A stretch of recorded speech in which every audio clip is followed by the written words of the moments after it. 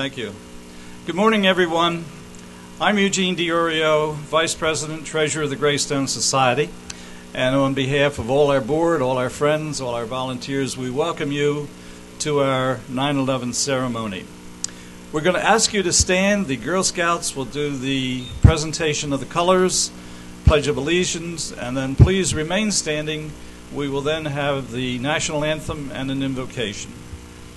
Could you come forward, please?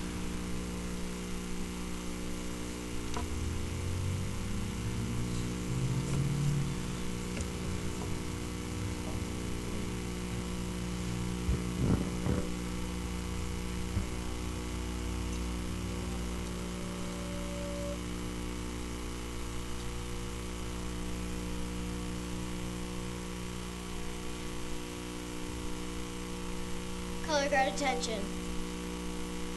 Color guard advance.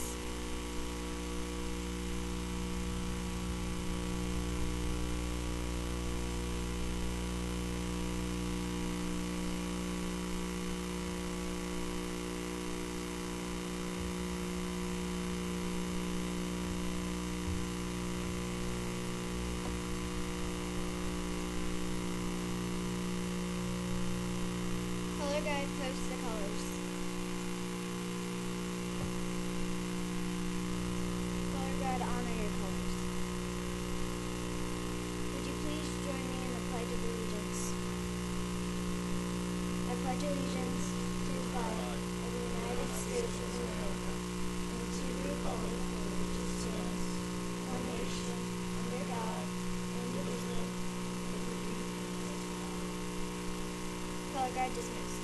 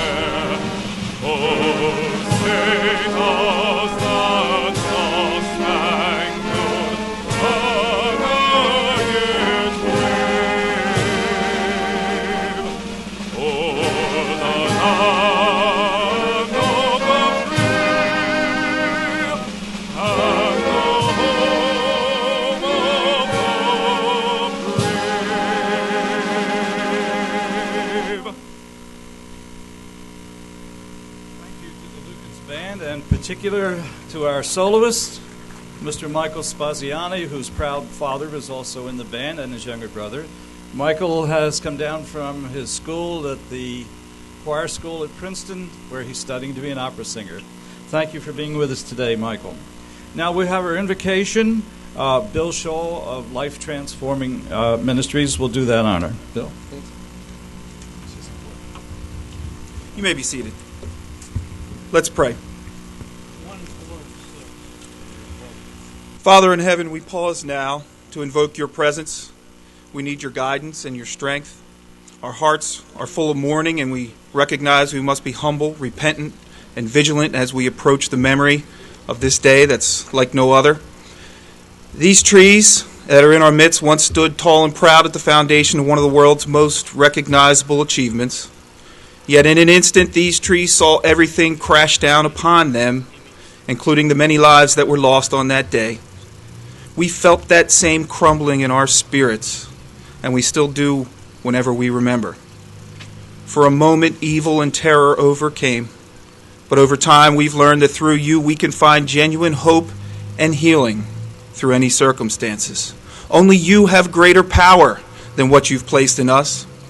And while some here use their gifts to create these trees, others use their entrepreneurial spirits to set Lukens apart in the steel industry.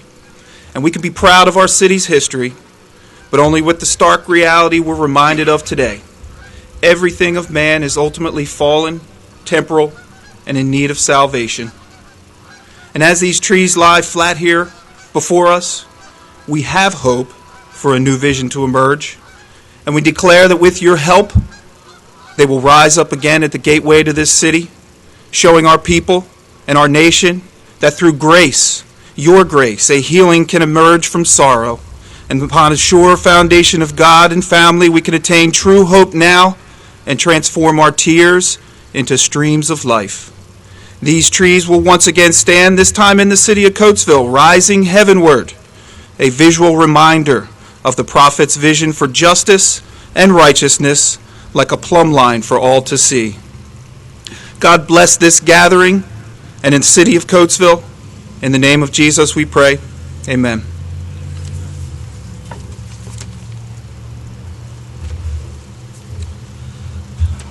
Thank you, Bill, for those very gracious and most appropriate words. We had a little problem with the time clock here, so I'm hoping to keep it in order. As you know, this ceremony last year and this year is tied into bell ringings, commemorating the times the planes took off and crashed. So it is now time for the first bell ringing commemorating Flight 11 as it takes off.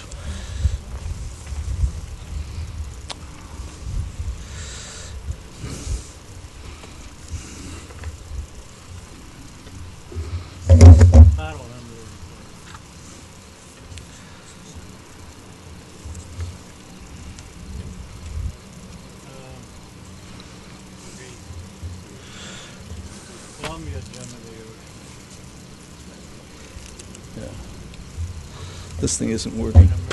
This thing isn't working, so I'm following.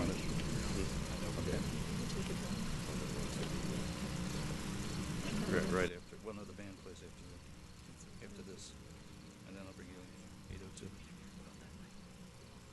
Well, do we have a lot of time? We have a couple of moments yet before the bell ringing, the first one. So our president, Scott Houston, is going to fill in and say a couple words. All right. As Gene explained, we center the events today around the 10 bell ringings for the 4 flights taking off and the 4 flights crashing, and then 2 bells for each of the towers coming down. But it's actually, we have about 7:55 right now, and the first bell ringing is about 7:59, and we will take a moment at that time. But I'm Scott Houston, president of the Greystone Society. And I want to welcome you here to the Lukens National Historic District today. And thank you to the Girl Scouts for presenting the colors and the Lukens Band for the national anthem. And Bill Shaw, thank you for the invocation. But today we gather here to remember September 11th. We gather here to remember the victims, the first responders, and the call to service that surround that tragic day 10 years ago. It's appropriate that we have firefighters here, first responders, and police here today because the call to service is so important. And whether you served in the military or first responder, we want to take the time today to honor the call to service and those that help us on the front lines with our safety when we need it most. But as well today, so please visit the firemen and say thank you and visit the apparatuses that they've brought out today, and please thank them for what they've done. We would also like to thank Chief Lentz for coordinating with the city of Coatesville for the flag over the trees today. But we have some events here. We have 2 of the artifacts in our collection from the North Tower, and they are out for people to connect with, to remember in their own personal way what happened that day, or to pass a story on, but to future generations. But they are the tangible reminders that attached to the videos and the photographs and the still memories that we have. I will get into more on that later, but these are the solemn reminders of a day that this actually happened, and it happened 10 years ago and in New York. And these pieces journeyed from Coatesville to New York, and their solemn return home assists us in remembering today the scale of these events. It's tremendous. But we have inside some exhibits to talk about Lukens. We will have on in the conference room a TV feed to New York. I believe their program starts about 8:45, and you, if you feel free to go in and look at that as well. And I think we also have C3 TV here helping us today to broadcast that to many of the people who couldn't be here with us today. I really thank everybody for coming out today and participating and remembering in their own special way and paying a tribute to those who fell 10 years ago. So at this moment, I think we will wait for 7:59 for the first bell ringing. Thank you again for coming. Do 1, 4, and 6.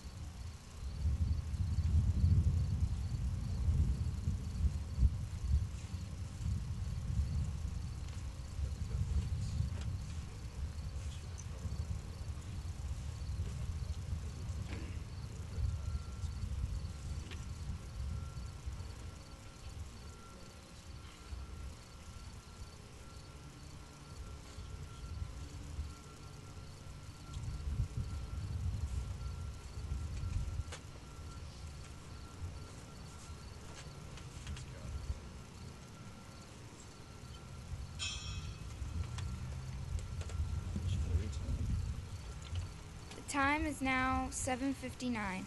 American Airlines Flight 11 departs from Logan International Airport, bound for Los Angeles, California. 76 passengers, 11 crew members, and 5 hijackers are aboard. Please observe a moment of silence.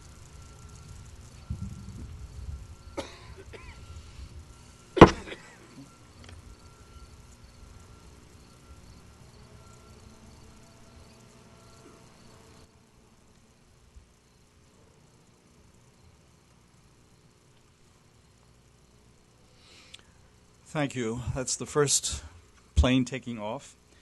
We will now have a selection from the Lukens Band, after which Scott will give you some more information. So, gentlemen, please.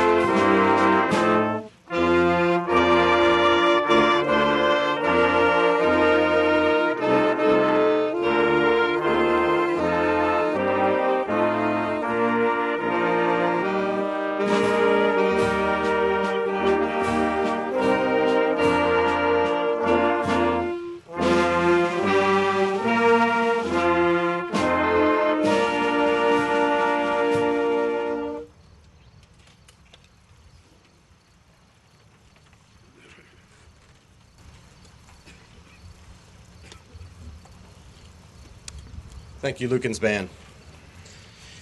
We are also pleased to have with us today as our musical selections not only the Lukens Band, which is celebrating its 100th year, but as well we have the Coatesville Area Senior High School Belltones and Redmen with us today.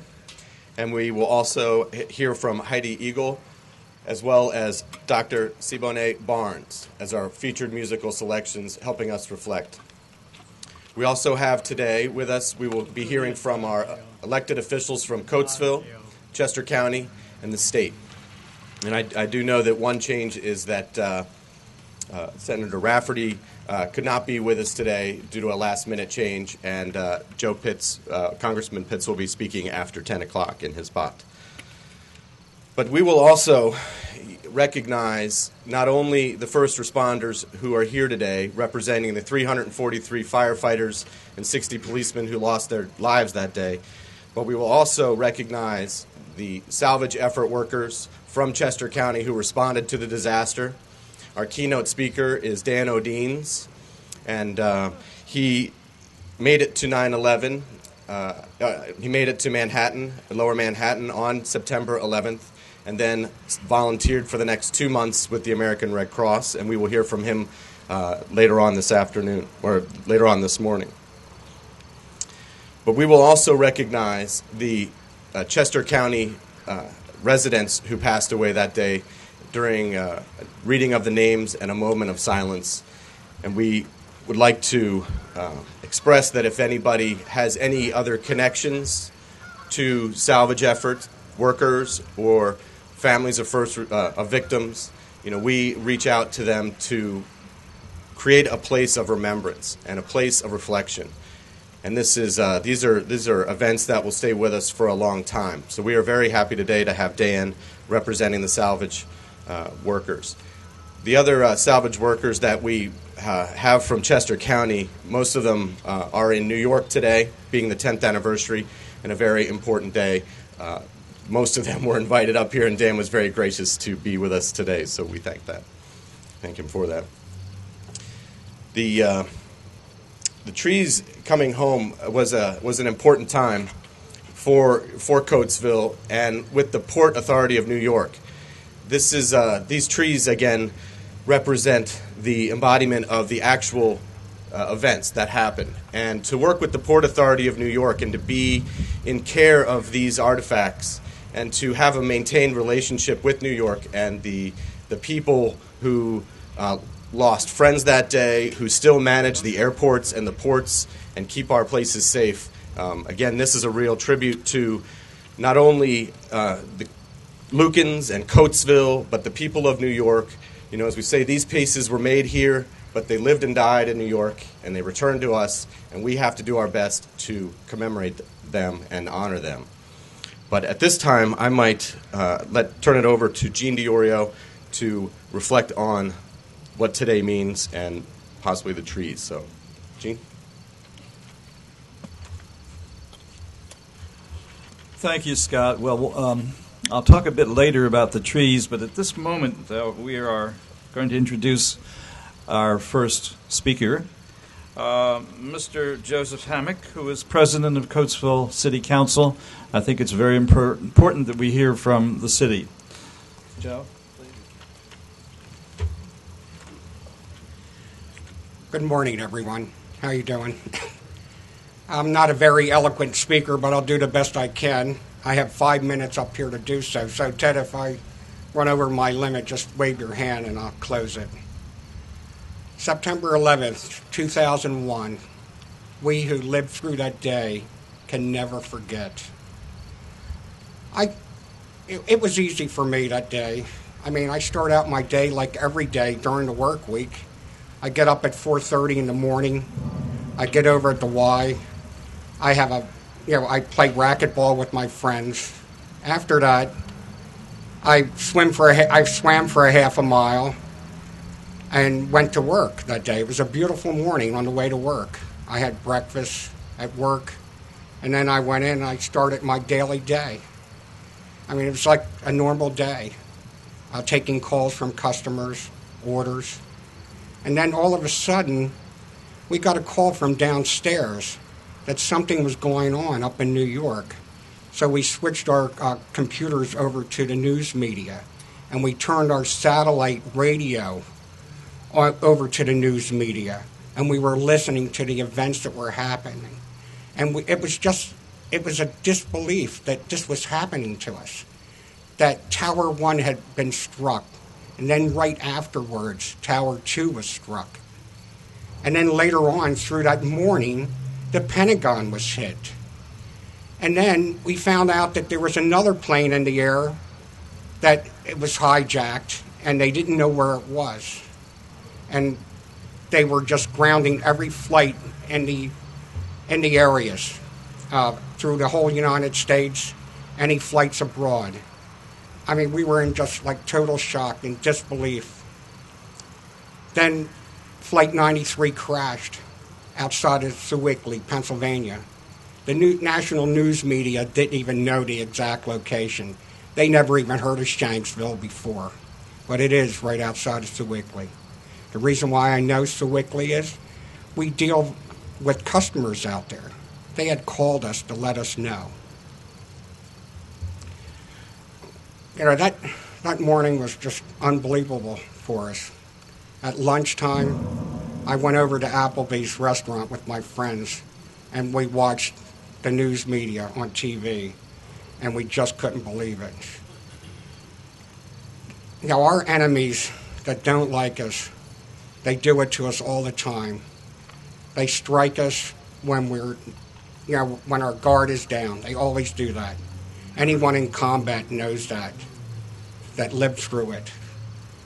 It was, families were devastated that day when it happened. They lost their loved ones. How were they going to survive, without their loved ones? It changed our whole life in the United States. We were in fear of going to war, putting our men on the front line again, and it was just an unbelievable day. We are here today to honor those dead. Almost 3,000 people had perished that day. A little over 400 first responders that responded to that event are perished. How could this happen to us? But it did. And we have to live with it, and we have to remember it every day, just like we remember the Holocaust. The bell rings for you. We honor you today. Thank you.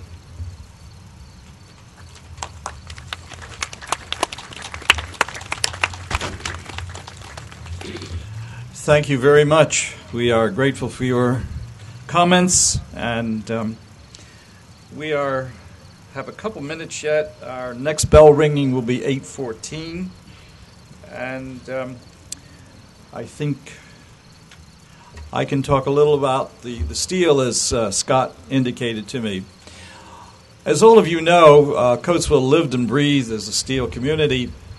And in the late 1960s, when those towers were being built and planned, Lukens got the job of producing the steel for these trees. It was something the company was very proud of.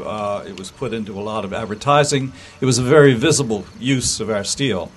I don't think anyone remotely dreamed of what would eventually happen. And of course, after the 9/11 disaster 10 years ago this morning, what was largely standing were the trees that were made here at Lukens. Now, there were 152 of these, 19 on each of the four sides of the two buildings. As I remember from drawings and from photographs and from Skip Houston's wonderful model, the plates went out of here as flat plates, and they were later put together in a box-like construction. And, of course, they were bearing a great deal of weight of those buildings.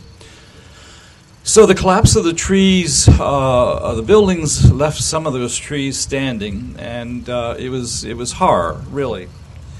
But when we sort of got our thoughts together, and Scott and I have been working on this steel museum, the thought was, could we bring some of those trees back here to Coatesville? And although most of them were scrapped, the city of New York wanted the area cleared as soon as possible. people at the Port Authority fortunately kept a number of them for museum and memorial purposes. So then we tried very hard. Congressman Pitts was our liaison with the Port Authority, and we went to New York, I believe, the first time, a team of us in the summer of 2006, and started to negotiate for some of the trees for the museum. As it happened at that time, everything was tied up in lawsuits, and the Port Authority was very interested in our proposal, but not able to release anything at that time. I got 1 minute. So later on, when the courts released it, and we'll continue the story later, we did get some trees. I think we're ready for the next bell ringing.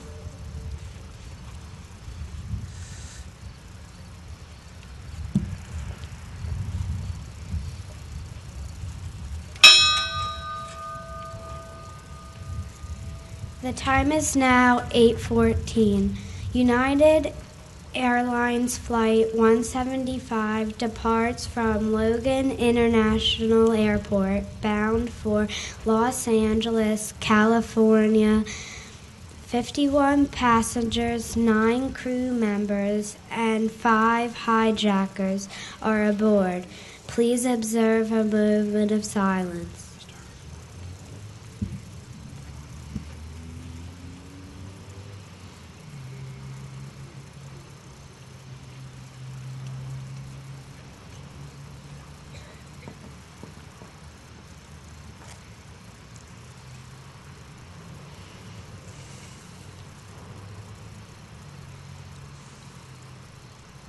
Thank you. We will now have another musical selection. Heidi Eagles will sing for us.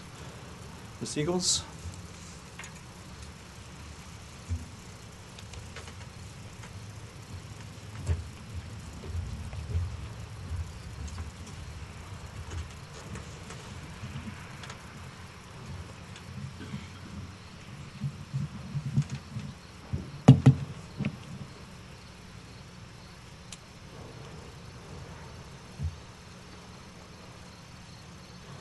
You who dwell in the shelter of the Lord, who abide in his shadow for life, say to the Lord, my refuge, my rock, in whom I trust, and he will raise you up on eagle's wings, bear you on the breath of dawn, make you to shine like the sun, and hold you in the palm of his hand.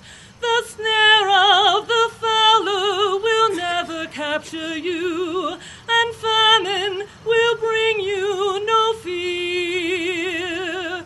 Under his wings your refuge, his faithfulness your shield, and he will raise you up on eagle's wings, bear you on the breath of dawn, make you to shine like the sun, and hold you in the palm of his hand.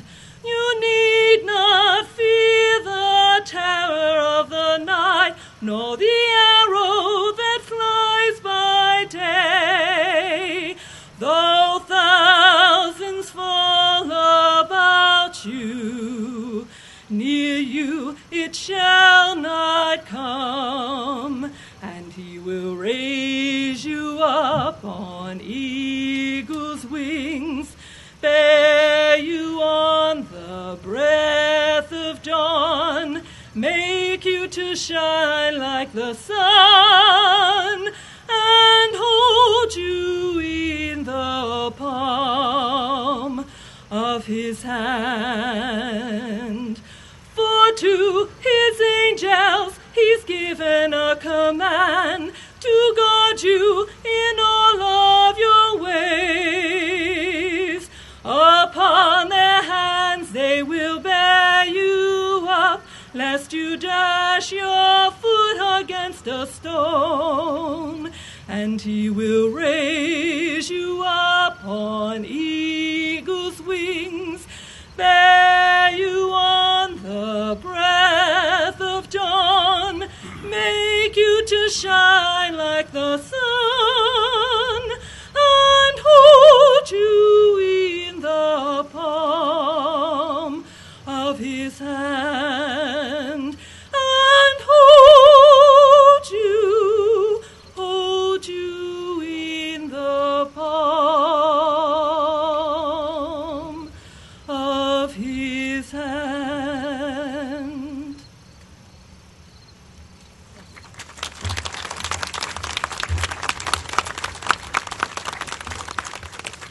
Thank you very much for that lovely selection. Most appropriate for this solemn day. Our next bell ringing is in a couple of minutes at 8:20. And while that's going on, I'll try to continue the story. The Port Authority, of course, owned those buildings, and happily they did keep some of the relics, all of which were stored in a hangar out at JFK on Long Island, the airport. It wasn't until 2009 that the courts in New York released the material, which gave the Port Authority the freedom to dispose of it. And they went public with it, so we very quickly went over there again and met with the authority people. And, of course, we had a very special case because the steel was made here, and they were very sympathetic to our cause. So happily, after I forget how many trips we made, Scott, I think about 5, we finally got the steel. We're about ready for the bell ringing.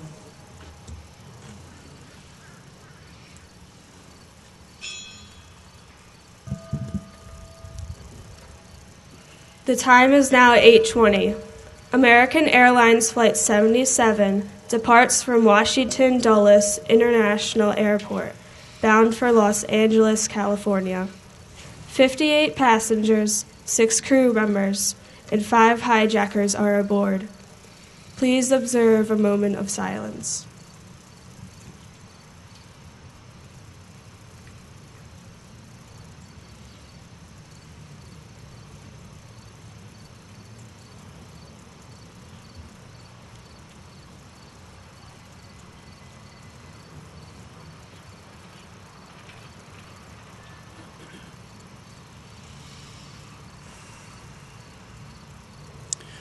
Thank you.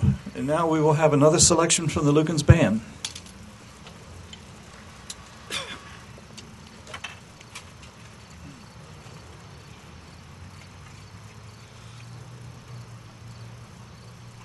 Start one note before 54.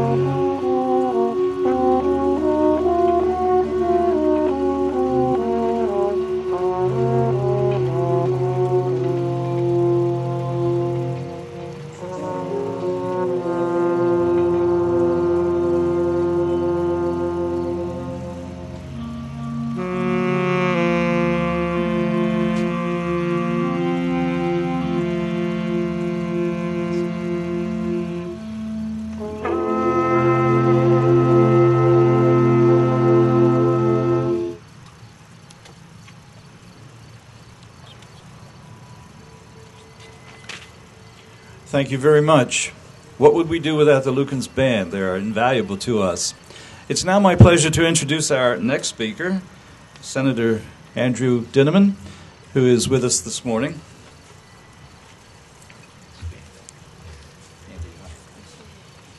First, we thank God in whose palm of whose hand we all are, correct? Amen. Today is a day of untold horror, yet it's also a day of remembrance and unity. for we as a nation will survive, right? Now, you know, a week ago, I was at an event in West Bradford Township when a smaller fragments of these trees were present. And what struck me was how sacred they were to everyone who was there. Upon entering, I touched it, and I felt it, and everyone who was present did the same. Because you see, in times of tragedy, we try to gird ourselves, we look to our families, we look to our brothers and our sisters and our extended family for some type of unity. But there's also a very special relationship that we call nation, that we call America, that each and every one of us are a part of. So today I hope before you leave that you'll also touch the tree, because you can get so much unity. You feel the nation when you touch that tree. And how appropriate that those trees were made here in Coatesville at Lukens Steel. Because we as individuals, we as a nation, have to be steel, don't we? We have to be as strong as those trees. We have to make sure that no matter what happens, that we as a nation, we as a people will survive. And in the world of terrorism that we face today, that takes unity, that takes conviction, that takes a sense of purpose, that takes a sense of remembering the greatness of this nation and understanding that America's best days are yet to be. We need to understand that we have always been the light to the world in terms of our focus on human rights, human dignity, and liberty. We need to understand that being that light is not easy. But we today, as we hear the sirens, and as another emergency responder responds to the difficulties that we face, we understand that we have to be eternally vigilant. We show our deep respect. And think about it for a second. Just let me stop for a second. In the middle of everything, another emergency responder responds. Another life can be saved. My God, we owe so much to you who are willing to go out 24/7 every day, every moment, don't we? Let's show our recognition.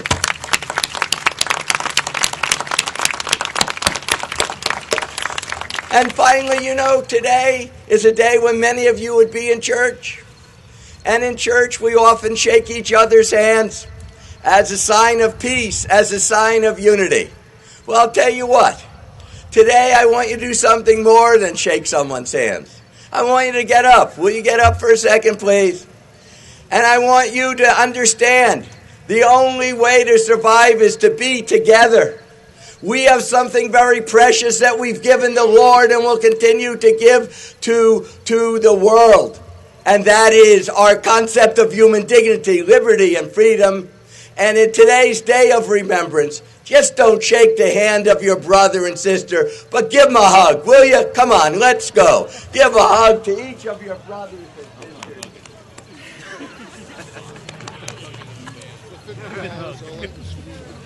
Now, come on, that didn't hurt. That felt good.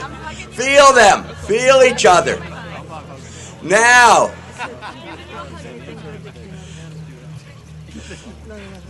Now, see, as soon as you hugged each other, what came out? The sun. Because God blesses us. God blesses a nation that honors Him, that respects liberty, that respects freedom, that respects the dignity of each human being. And that's what people sacrificed for, wasn't it? And that's what we remember them for. And we will continue to be united forever as a nation. And we will continue to be the light to the world. Thank you.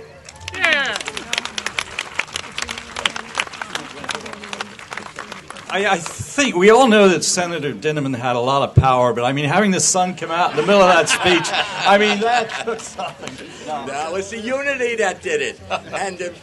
And listen, you know and I know that the Lord will make sure that the sun continually shines on this nation if we're unified, right? Right. Thank you. Now, before you leave, we have something for you.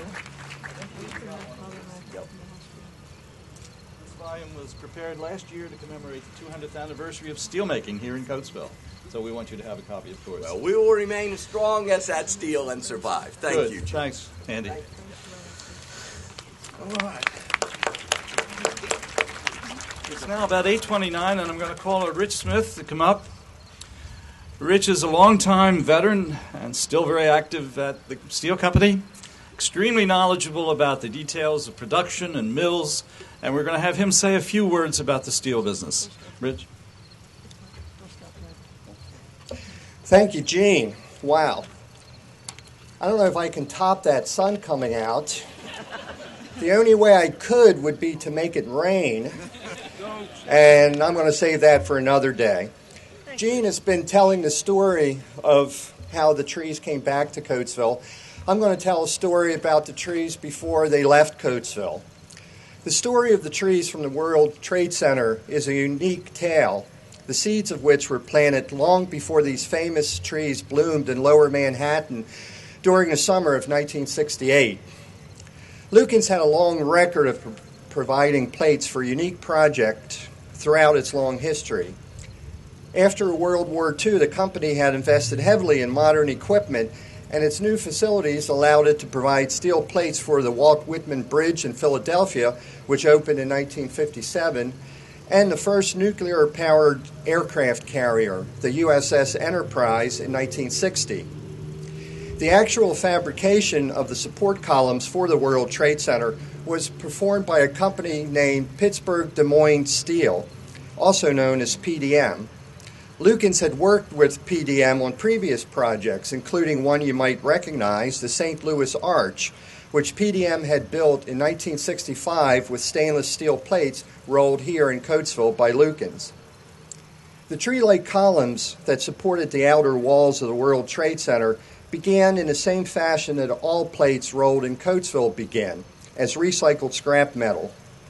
The processed scrap was fed by large buckets into one of 3 electric arc furnaces in a new modern melt shop. Lukens had built 3 electric arc furnaces between 1958 and 1965 and was slowly phasing out the environmentally unfriendly open hearth shops, one of which you can see in the background behind me. After 5 to 6 hours of melting and refining, the liquid steel was tapped into a large ladle and poured into huge iron molds to obtain steel ingots. The molds were stripped from the cast ingots after they had cooled and solidified. In the next operation, the ingots were placed in large soaking pits and heated to 2,300 degrees Fahrenheit to make them soft enough to squeeze between the rolls. The ingots were removed after 15 to 20 hours of heating and transported to the new 140-inch rolling mill, which was the strongest mill in North America at the time. Driven by 2 5,000 horsepower electric motors, the mill first rolled the ingots in one direction to obtain the width required, and then turned the ingot 90 degrees and rolled it in the opposite direction until it reached the ordered thickness. The massive mill exerted over 9 million pounds of force on the red-hot steel each time it passed between the rolls, making the metal thinner and longer. The process continued, passing the steel back and forth between the rolls until the ingots, which had started out over 30 inches thick, were rolled out into long plates that ranged in thickness from 1 to 7 inches. The plates were then allowed to cool slowly and evenly without distortion. The rectangular-shaped plates were then transferred to the flame-cut products division.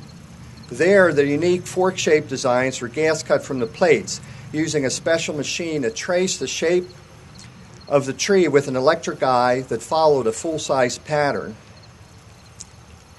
This order received a lot of attention as it worked its way through the plant. Virtually every employee was aware that these tridents would be part of the world's 2 tallest buildings, and many ventured into the flame-cut area to catch a glimpse of the historic plates. Little did they know that the fruits of their labor would one day return home to Coatesville. Over 300 flame-cut plates were shipped by rail to Pittsburgh and received at the heavy assembly shop of PDM, located on Neville Island in the middle of the Ohio River. PDM brought the trees to life by welding and fabricating the 2-dimensional fork-shaped panels to create the 3-dimensional trident-shaped support columns. The final fabrications, as you can see, were huge, standing 56 foot long and 10 foot wide at the top and tipping the scale at 55 tons each.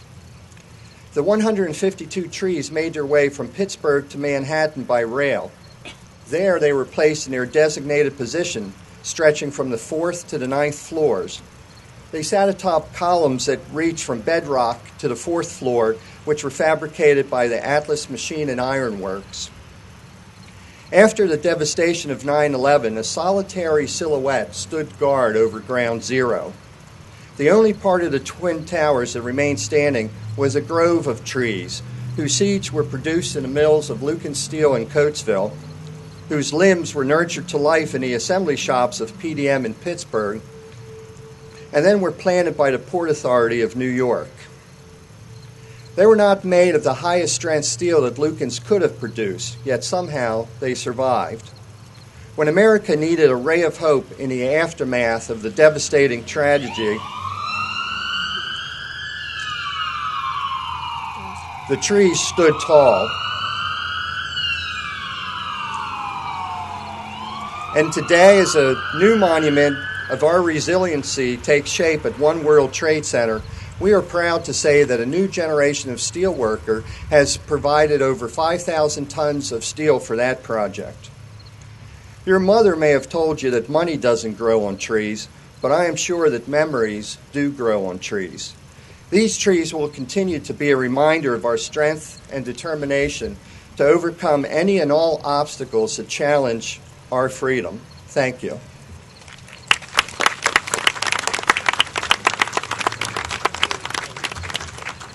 Thank you, Rich, for that wonderful explanation of the production of the steel.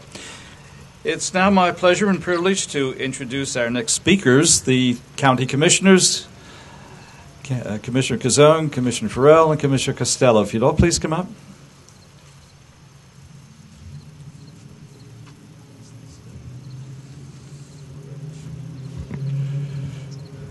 Thank you very much, Gene. It's a great pleasure for us to be here today to represent the citizens of Chester County who could not attend this ceremony, who may be attending many other ceremonies throughout the county, or who have gone regionally to remember the events of 2001, September 11th, 2001, or who may have gone to New York or Washington, D.C., or to Shanksville. There are many things that have been said today, but I'd like to emphasize just one of them, and that is the importance of community. On September 11th, 2001, 19 committed hijackers changed our world forever. But immediately after the towers were struck and fell, 400 and more first responders rushed in where others rushed out. 400 first responders gave their lives out of the 3,000 innocent civilians who died on that day. And they made a difference in our lives forever. So here we are in Coatesville. It's great to be in Coatesville to celebrate this day because of the significance, the historical significance of how Lukens played a role in building the Twin Towers. And we remember that on that day, September 11th, 2001, how united we all were, how we remember exactly where we were, and how we remember, so importantly, how we were all Americans that day. United we stood that day. And when the trees returned from New York, I remember being here in Coatesville to celebrate their return. But all along the pathway from New York to here, people stood on overpasses, lined the roads, waved flags, and celebrated the fact that we are one people, we are Americans, and together we will always prosper and survive. So today, my message is stand strong as a community, remember our roots as Americans, and remember always that united we stand and divided we shall fall. I'd like to introduce Commissioner Kathy Gazzone for her remarks. Thank you.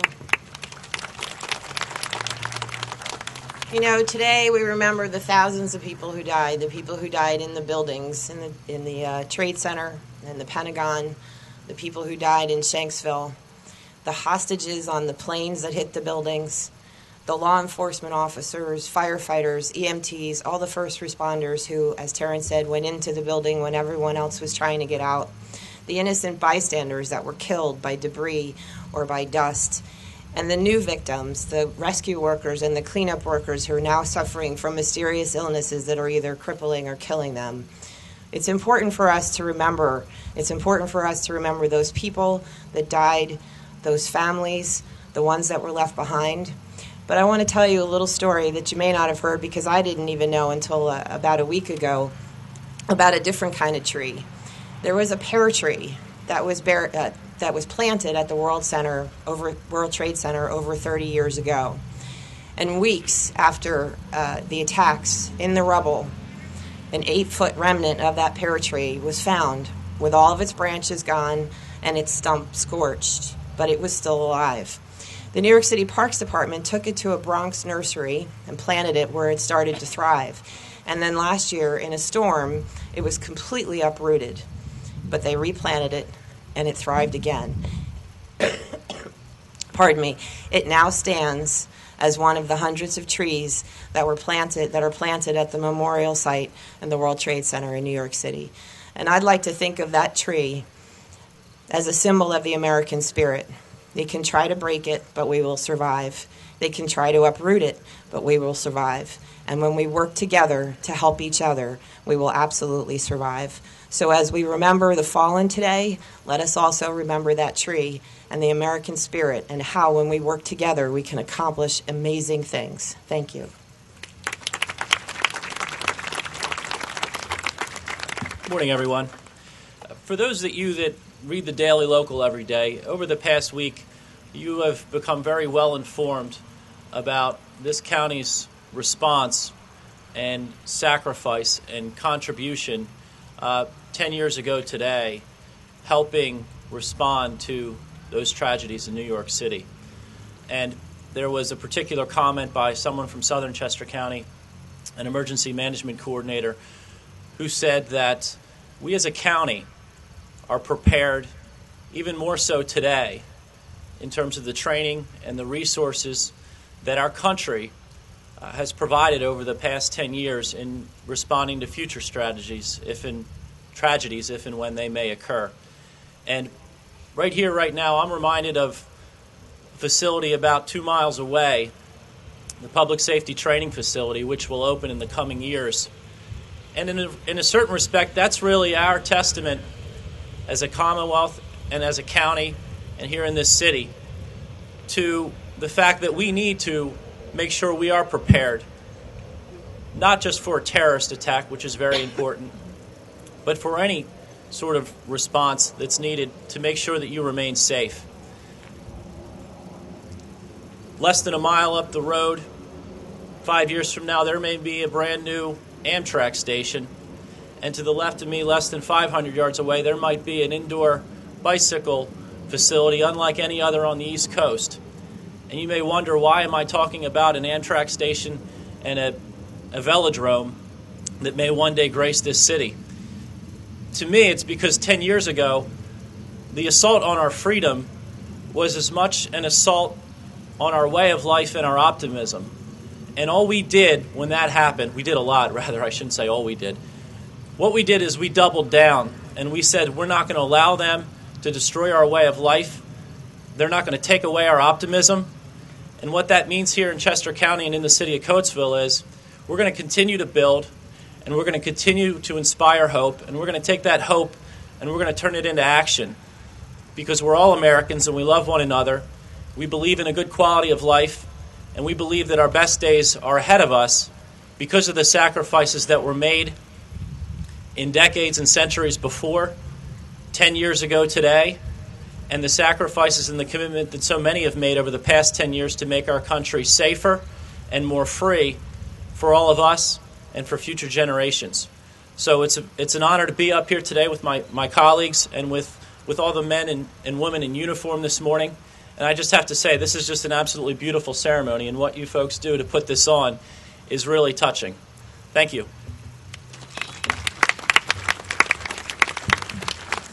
The time is now 8:42. United Airlines Flight 93 departs from Newark International Airport, bound for San Francisco. 37 passengers, 7 crew members, and 4 hijackers are aboard. Please observe a moment of silence.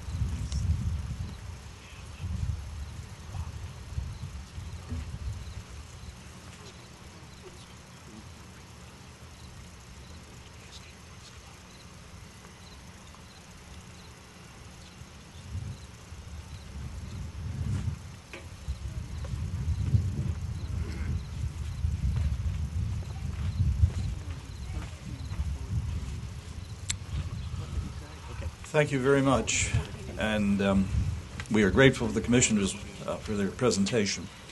We now have another selection from the Lukens Band, I believe. 13, 14, and 16.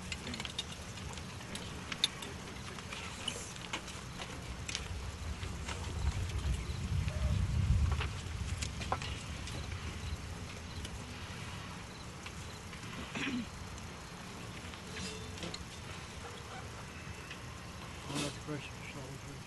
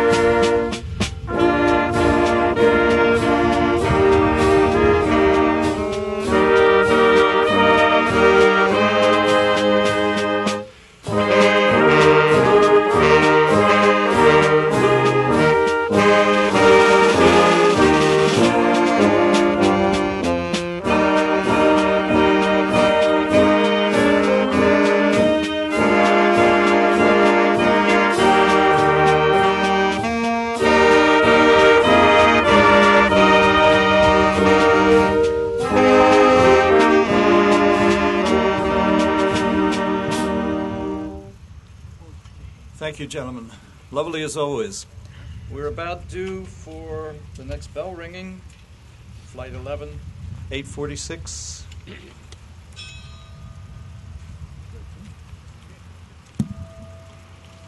The time is now 8:46. Hijackers deliberately crashed American Airlines Flight 11, carrying 76 passengers, 11 crew members, into floors 94 through 98 of the North Tower of the World Trade Center in New York. Please observe a moment of silence.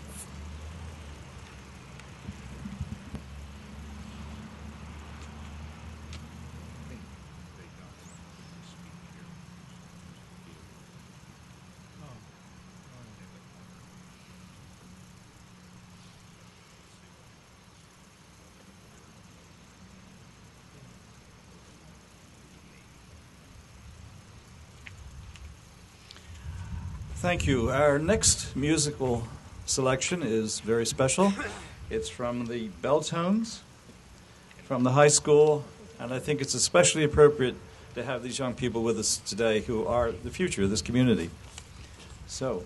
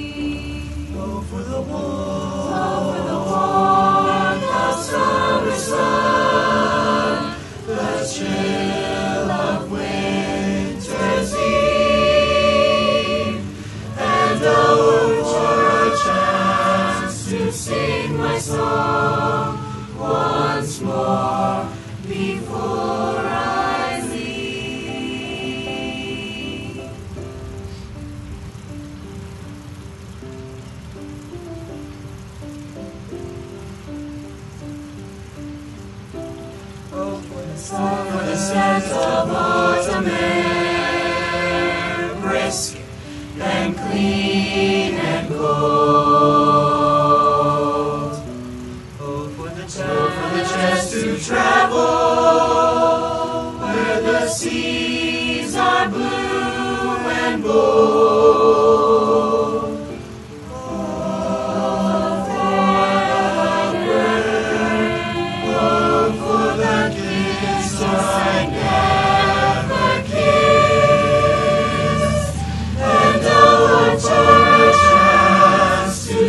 My song once more, while yet I missed. Cry of bird and wail of wind, Word unspoken, sin unseen.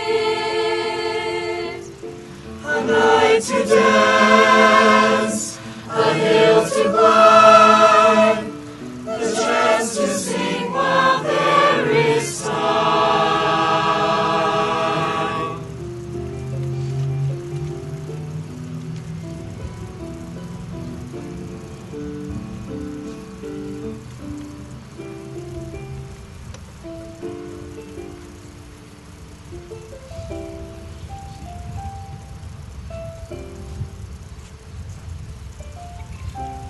Oh, for the taste of meat and ale to linger on my tongue. Oh, for the sight of hill and dale, and faces that are young.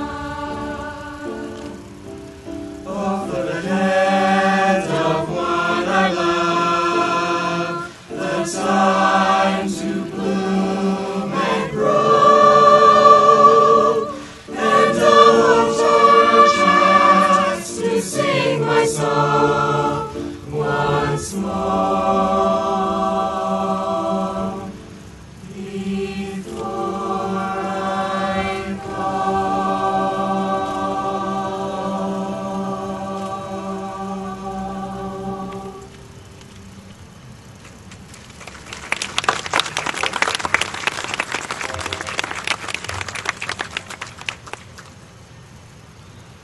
A very special thanks to the bell tones.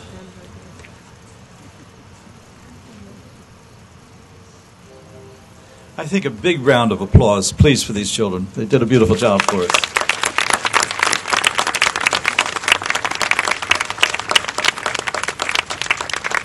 Now it's my pleasure to introduce or reintroduce Scott Houston, who I think has a few more words.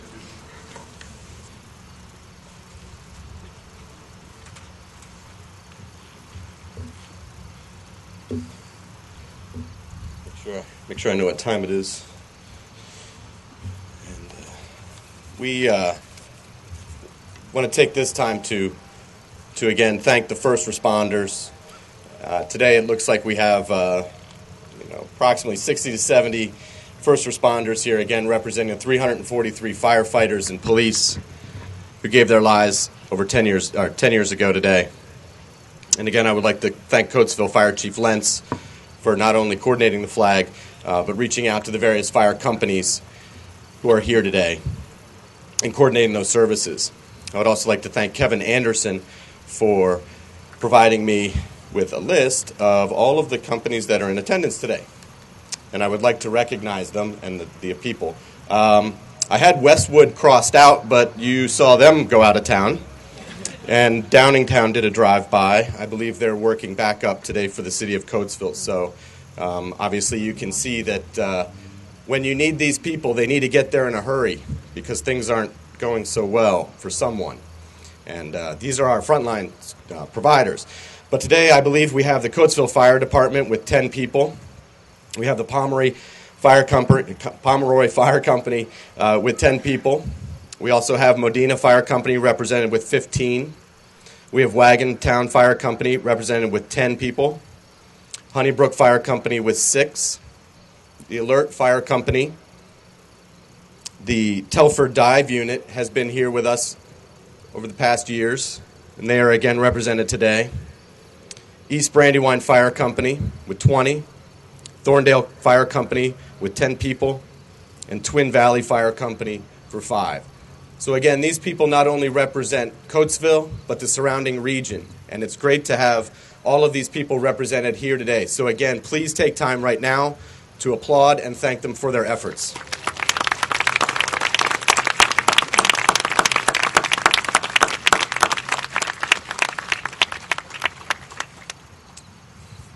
As the county commissioner said, it is a great honor to have the Emergency Training Center being built in South Coatesville, and not only the jobs that will provide, but as well the coordination of services between departments and fire companies, streamlining the essential services that they provide. It is nice to have that here. I have a proclamation from the Philadelphia Fire Department, and it reads, "To the Greystone Society for your commitment of dedication and service. Though we are unable to share this moment of commemoration in person, we stand with you in spirit as you honor our brothers and sisters in service. Our prayers are with you all. On this day, 11th of September, 2011, and it's signed Fire Commissioner Lloyd Ayers."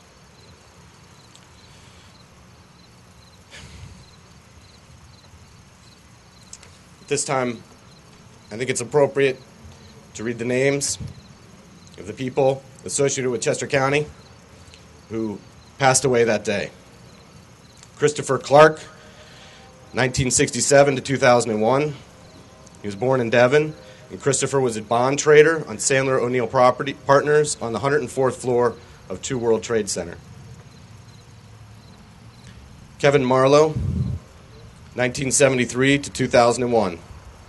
Formerly of Westchester and a graduate of Henderson High School, Kevin was an associate director in equity sales and trading for Sandler O'Neill Partners in its offices on the 104th floor of 2 World Trade Center.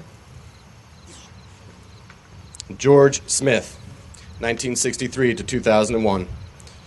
George was a 1981 graduate of Phoenixville High School and attended Allentown College. He was working on the 97th floor of 2 World Trade Center as a senior business analyst with SunGuard Asset Management Systems and Global Plus. Please observe a moment of silence.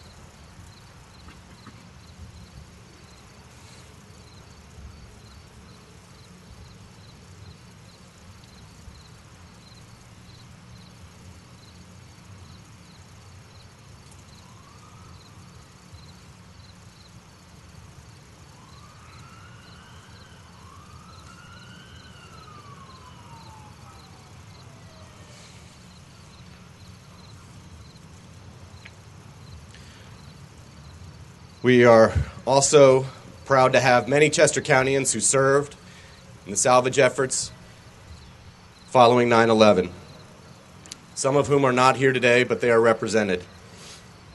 Chief John DeMarco, Upper Euclid Chief of Police. James Thompson, Fire Department, New York, retired. Lou Angeli. Kevin Larkin, Downingtown Fire Company. Ron Crispman, formerly of Arlington, Virginia, currently a Cochranville firefighter. And then our keynote speaker, Dan Odines. Please take time to thank them with a round of applause. Thank you.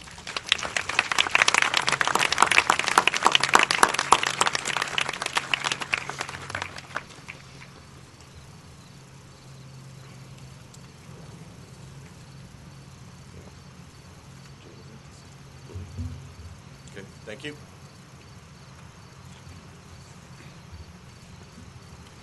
Thank you, Scott.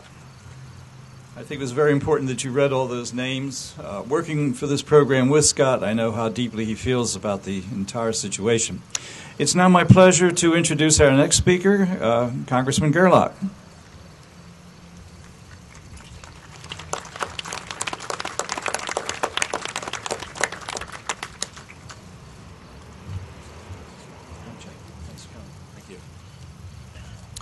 Good morning, everybody. Thank you to Greystone Society and the Houston Foundation and all the sponsors for putting this remembrance together again this morning. This is the second annual remembrance that this has been undertaken, and we certainly appreciate the efforts put into pulling this together on such an occasion. Certainly this anniversary, the 10th anniversary, compels our nation to pause and remember the nearly 3,000 people who perished on that horrific morning in the World Trade Center in New York City, the Pentagon outside of Washington, D.C., and of course in the field in western Pennsylvania. Even though a decade has passed, the images remain just as vivid and the emotions just as fresh as the moment we discovered that America was under attack. All of us can still recall the fear and eventually the anger that gripped us as we watched the footage of the terrorists using 2 jets as weapons to bring down the Twin Towers. And we can still recall the horror of seeing frightened workers streaming out of the Pentagon and the shock of learning that yet another jet had plunged from the sky in rural western Pennsylvania. But this anniversary and national time of remembrance also requires us to express our collective gratitude to the heroes who emerged from the clouds of dust in Manhattan, the chaos outside the charred Pentagon offices in the sky above Shanksville, Pennsylvania, and not least of all, also the mountains of Afghanistan and the deserts of Iraq. We must recall that from those scenes of unspeakable tragedy and disbelief emerged an overwhelming sense of national unity and an outpouring of appreciation for people in our communities that we often take for granted. People like our firefighters and police officers and other emergency responders that were just recognized a few moments ago, who are always there to answer our calls for help and who are willing to put the safety of others ahead of their own.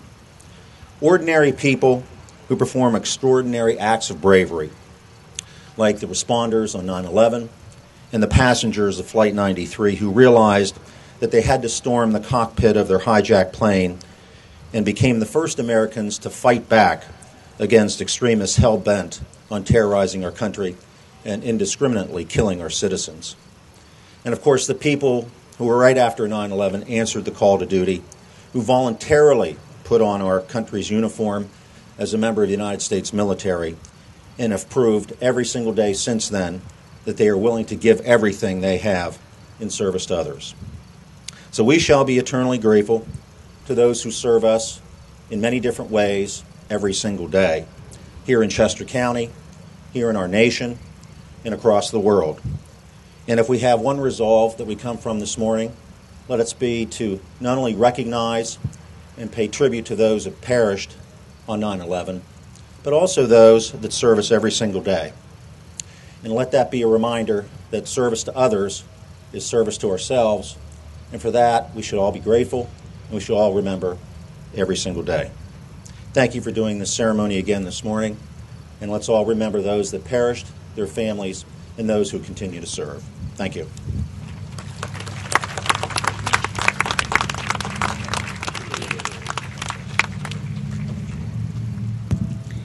The time is now 9:03.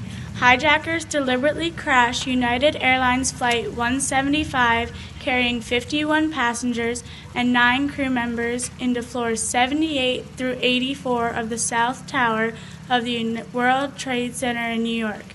Please observe a moment of silence.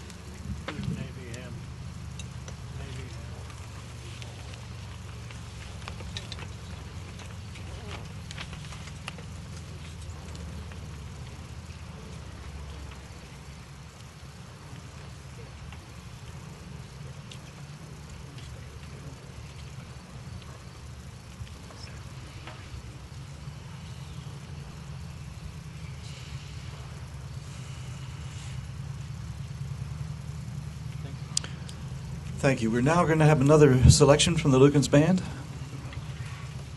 Play the whole thing. Don't make any cuts. From A? From A? From A? Yeah, from A. From Wake A. up. Wake up.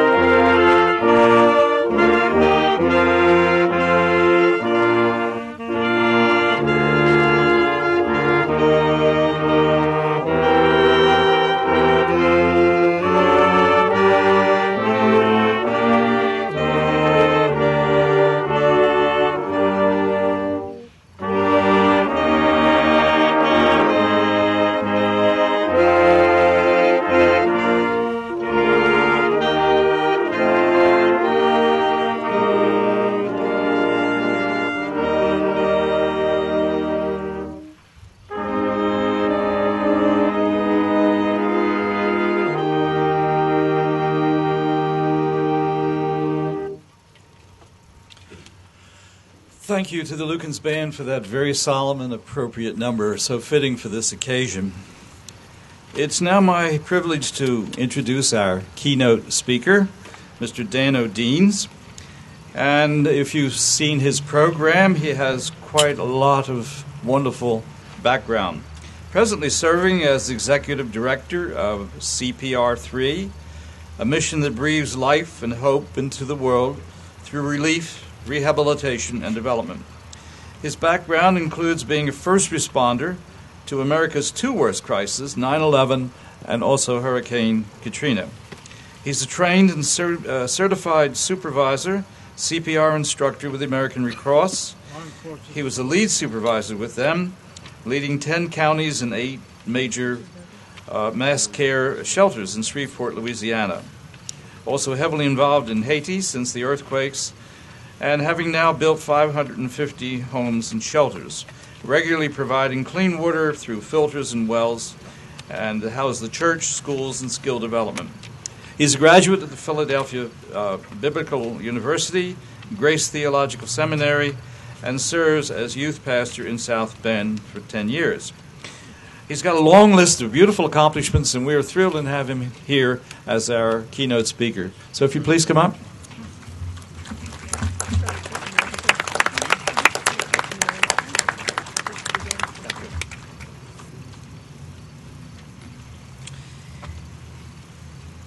It's a privilege to be a part of this day. Days are days to remember. Yesterday was a day to remember 9/10/11. Say, why are you saying that day? Because I married my daughter yesterday. Today, a very different day, correct? As I challenged my daughter and my new son-in-law, I told them much of what you experience here in this steel city. That today is a day that everything is glamorous and everything is beautiful. But there will come a September 11. And it could be as soon as tomorrow. We don't know what tomorrow holds, do we? And there are days that strike us that are very difficult. But as you know well here in this town, sometimes the best times are the fires in the refinery, because they take out the impurities and produce something that's pure, or at least more pure. Manhattan Island is surrounded by piers, some in heavy use and some not so much. Pier 94, before 9/11, was used as an exhibit center, a fashion show place for cars and shows, whatever needed a large space for display. After September 11th, Pier 94 became a focal point of grief and desperation. Pier 94 is an enormous structure. It's an enormous facility. It creates a unique impression on you because the ceiling is high above your head. Yet in most parts of it, the walls, temporary curtains in many places, dividers, are very close together. And so you have this sense of being in this huge cave, yet warmly divided by black curtains hanging everywhere. The space, a bit cold. The pier is located on the Hudson River at 54th Street. To get into that arena, after a long walk across the most barren part of Manhattan, you first pass a wall consisting of thousands of posters with the portraits of people whose lives were lost. Everywhere you look, you see the uniform of police, National Guard, firefighters, Army, people in FEMA jackets. Inside every agency, governmental or private, that had anything to provide or to say to the families of the victims on that horrible day. The Red Cross, the Salvation Army, United Way, all of them were there, along with the Department of Labor, Crime Victims Bureau, Workers' Comp, Immigration, and the FBI.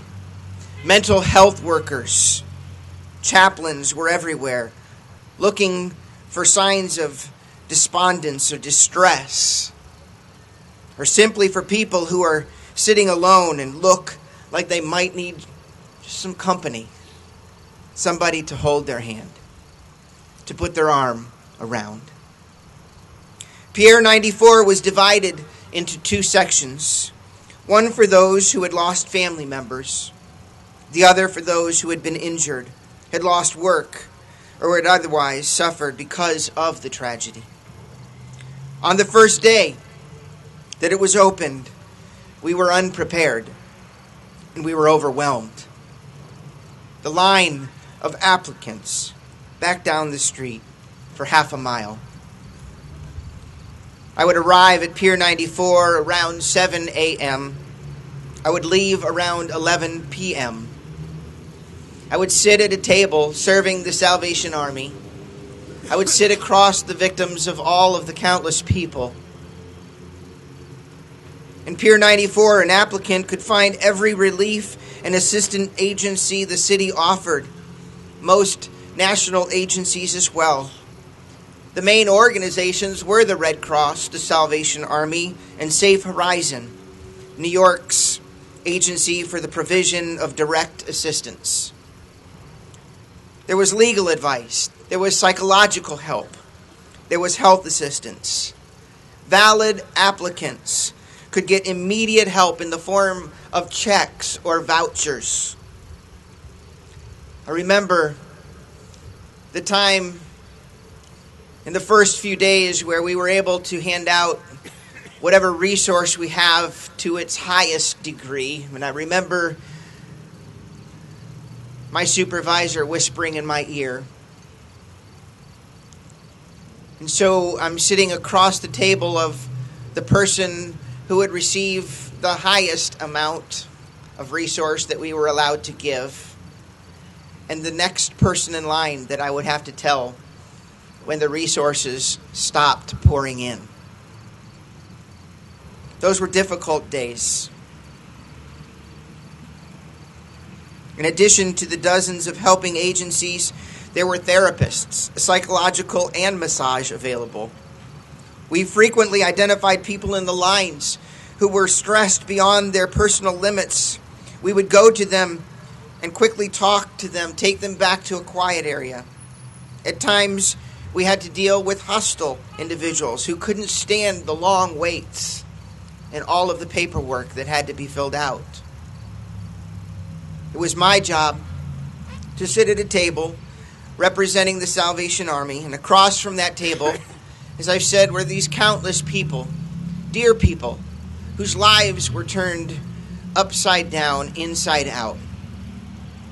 Victims who had lost their loved ones in the acts of terrorism unleashed on American soil, not too many streets south from where we sat.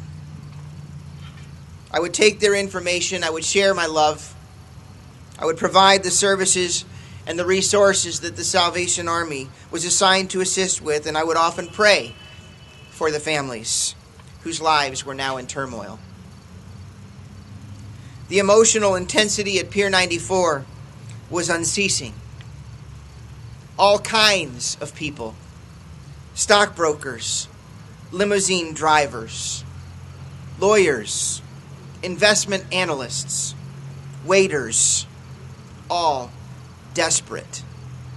Their lives had been torn apart by the explosions at the World Trade Center. They were struggling to find their way back. On the other side, the entrance, just a few feet away, those who had lost their family members would enter their own special section. Inside for them, a quiet space, many counselors, carpeting, prompt attention, special care. Our side was more like a factory. a processing center for the thousands of applicants who had suffered losses. And although these losses were not as immediate as losing a family member, sometimes they were as staggering in their scale. Did you lose a lot of friends? A waiter from Windows of the World was asked. Yes. 84. He didn't answer a lot, a dozen, but 84. People, faces at that moment had a name. Here are pictures of my apartment, says a young woman. She's professionally dressed but frantic. Look, she says, everything is gone. She opens her black leather purse. She starts to dump everything out on the table. It's all gone, she says. I've no home to go to. Home was not a house. It was people. It was her life. And it was turned upside down. And she began to cry. My coworker, Mike, came along her side and he embraced her. For now, that was all that we could do. People with therapy dogs asked permission to go down the line, and we welcomed them. They would take their large golden retrievers, their labs, their small pocket-sized dogs into the crowd, and wherever they would go, there was a settling, a relaxing of the tension that was in the air. People would kneel down and they would pet these large dogs. They would hug them, they would pull them close. Occasionally, we would see the likes of a celebrity. No glamour, no rush for an autograph. Mariah Carey, simply a normal person on that day, would sit down next to a fellow human being. Status at that point not in question. Putting her arm around a fellow man because she cared. Thousands of people walk by us, some angry, some resigned, but all focused on rebuilding their lives. It's said that New Yorkers are tough and resilient. To that I would add, compassionate and focused. In that warehouse, I would see a picture of pre-bureaucracy that I wish all of us could have seen. Powerful people and powerful organizations realizing that this tragedy was far greater than their own capacity and that it would have to come alongside of the other organizations in true partnership to meet the needs of the masses of people who seemed so hopeless, so helpless, and so desperate. Team became reality. Together, each accomplishes more. At 11 p.m. until 3 a.m., after 16 hours of exhausting service, I would hop on a subway and I would take it south as far as the trains would go. And I would get off and I would take my evening hike into the zone, now known as Ground Zero. My responsibilities there were varied, and I had much freedom to simply serve the people who were laboring on the pile. Our headquarters, a large tent only steps away from the rubble and the remains of the once strong towers and temporary morgue that was erected to care for those who lost their lives on 9/11. I would assist my other workers in feeding those who were hungry, steel workers and firefighters and police. I would take walks and encourage the firefighters and steel workers and crane operators. It didn't take long to be recognized as the guy who was clergy. And often a firefighter would come and get me and ask me to go down into the pile with him. He was simply looking for companionship. So many workers were sharing that same feeling that day and in those days. The feeling of being alone, without much hope. When a body part was found, it was treated with total dignity as a person and carefully and respectfully taken to the morgue. The fires would burn at the World Trade Center from September 11th to December 19th. Most of my time in New York was spent at Pier 94 and Ground Zero. The 20-hour days for 20 consecutive days, times thereafter, the exhaustion, the tension, so much of that experience temporarily forgotten but often recalled upon the sound of a siren or the smell of another fire or a flood. But what I remember mostly was the rebuilding of hope in the individual lives of the people that I had the privilege of serving. Not long before 9/11, not being too far from New York City, I remember traveling to that great city to visit the World Trade Center, and I stood in that plaza and I looked at those two soaring towers, gleaming with glass and steel. And as I did, my jaw almost fell to my chest. They were amazing structures. I gasped at the marvelous magnificence of the work of men's hand. And yet, on September 11th, like you, I turned on the television and I watched those towers crumble into ruins, into dust, and we, as a nation, looked into the very face of evil. The presence of terror on our soil. September 11th, 2001 has and will go down as the bloodiest days in American history. Those towers represented American ingenuity and business are gone. And the Pentagon, the very symbol of American strength, realized a hijacked airplane crashing through it like it were a crate of eggs.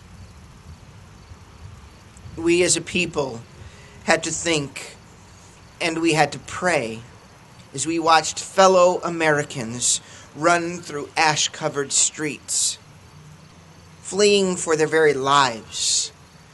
And one verse that God gave me in those moments that put all things into proper perspective is found in the book of John, chapter 10, verse 10.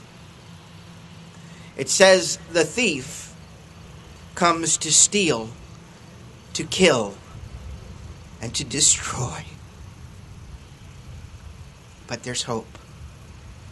And Jesus said, "I have come that they might have life and that they might have it more abundantly."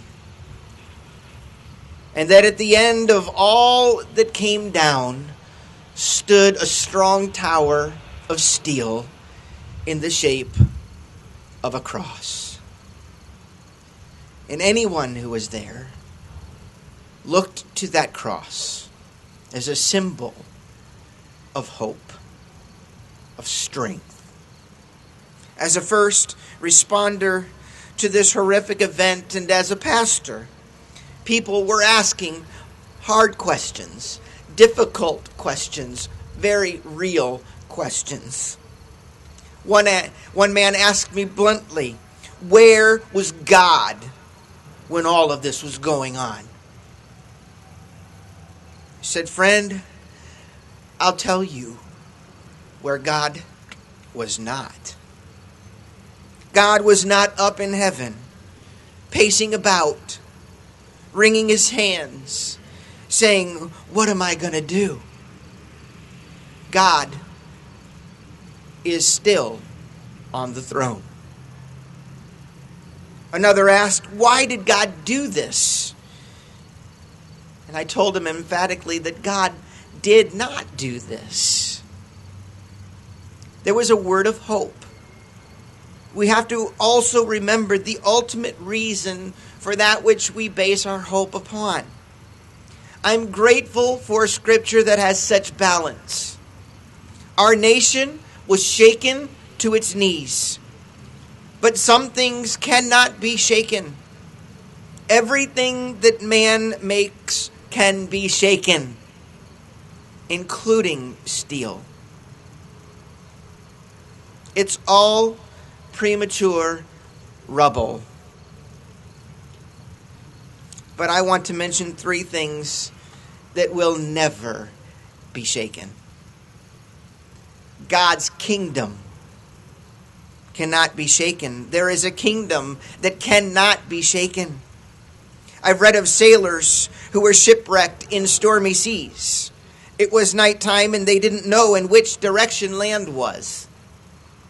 But when the clouds opened and one sailor saw the North Star, and when he saw the star, he said, now I know the direction to the shore. And the sailors manned the oars and they began to pull in the direction of the shore. Then one sailor said, keep your eye on the star, for if we lose sight of it, we're lost. There is a star in the heavens that is constant. It is God himself, and he cannot fail, and he will not fall. When the enemy, when evil thought that they had his ticket as he hung on the cross, that was a victorious day, because he said earlier, even as the Son of Man must be lifted up. And as Satan thought that as Christ was lifted up on that cross, that he had his number, we know 3 days later he would be raised from the dead. God's word is never shaken. In tragedy, people look to God, and they cry out for God. The psalmist says, forever, O Lord, thy word is settled in heaven. I don't know about you, but when times like 9/11 come into my life, I want to know that there is a word from God. I'm not interested in what some philosopher or politician or scientist or mathematician has to say about it. In that moment, I want to know what God says. That there are three categories of people in this world today. There are those who are afraid. There are those who are not afraid. And then there are those who put their fear in the Lord and not in their circumstances. Lastly, God's grace cannot be shaken. There are two other twin towers. One is faith, the other hope. And they stand on the foundation of the grace of God that shines on this nation. Our God is a loving God. Our God wants to forgive. Our God wants to heal this land. And there's a response for us 10 years later. There's a response for you. That today, 10 years later, it is a day, it is a time to trust. Trust God. He will see you through. Your anchor will hold. The scripture says, when I am afraid, I will put my trust in you. 10 years later, it's a time to trust, and it's a time to love. Don't let your heart become a headquarters for hatred. God says, if it is possible, as far as it depends on you, live at peace with everyone. Do not take revenge, my dear friends, but leave room for God's wrath. For it is written, it is mine to avenge. I will repay, says the Lord. On the contrary, if your enemy is hungry, feed him. If he's thirsty, give him something to drink. In doing so, you will heap burning coals on his head. Terrorist acts are based on a philosophy, an idea that comes out of the hearts of wicked and violent men. It first is stated, and it started in their hearts and in their heads. And they have a concept, it's an idea, it's a distortion, and then they act it out. You cannot kill an idea with a bomb. You cannot shoot it down with a bullet. The only thing that will overcome it is another idea, a better idea. We live in a world of apps. Tim Sanders, one of the founders of Yahoo, before the modern app craze, wrote a book, and he titled it, Love is the Killer App. It was the concept and platform on which Yahoo was built. They determined that information would not be controlled. If they would give it away, it would always come back to them. And he wrote his book, Love is the Killer App. When we give it away, it always comes back. For America today, 10 years later, love is the killer app. And lastly, it's time to unite. Isoroku Yamamoto was the admiral who led the Japanese in the attack on Pearl Harbor. And it is reported that he said afterward, I had intended to deal a fatal blow to the American fleet by attacking Pearl Harbor. I fear that all we have done is to awaken a sleeping giant and fill him with a terrible resolve. And I believe the terrorists on September 11th did exactly the same thing.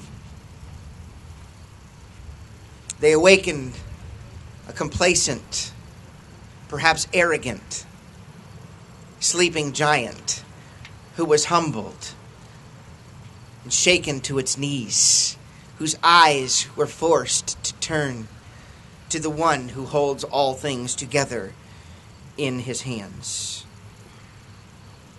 We'll never be all alike. We'll never look alike, act alike. We'll probably all not believe alike. But let's unite our hearts and stand together against the evil that we saw played out before our very lives on September 11th. It's time to get in the game. Today is a day that we honor those who are on the front lines. In a crisis, we call them first responders. I would propose a startling truth today, that if you have nothing worth dying for, you have nothing worth living for. Firefighters, police, steelworkers, good citizens like the ones on Flight 93 who chose to stand in harm's way to thwart another attack, perhaps on our Capitol or a White House, got in the game. Some might say lives were taken. I would say lives were given. Those who gave their lives on that day have made America stronger, more united, more resolved. In a world where crisis and catastrophe and extreme poverty exists, there is a reality that the need for people to be involved in the services of the volunteer armies of all of the great organizations that we have to serve makes this nation a great nation. Perhaps your response today on this 10th anniversary of 9/11 is to join the forces of the fire department or the Red Cross or the Salvation Army or another fine organization in this or another community to make a difference in your community, to make your world a better place. Make no mistake, the strength of our country is when we stand and act as one nation under God.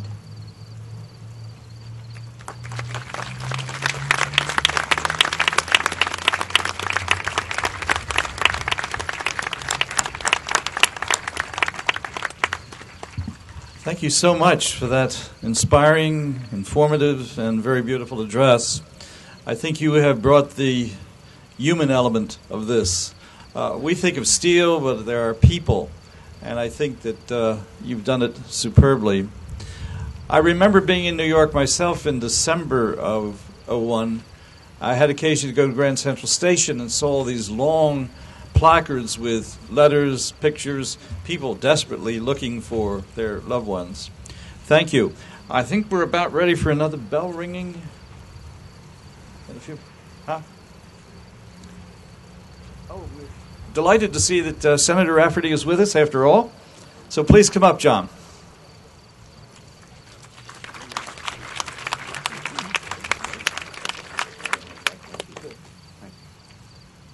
Good morning.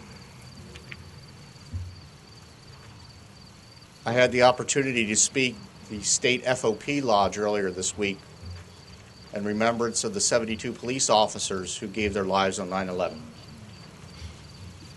Following me was a state trooper who spoke about being the first on the scene where Flight 93 went down and talked about his first images of that spectacular crash and finding the crater and no jetliner inside the crater. And this morning, I was at a 9/11 event before I had the opportunity to come to Coatesville.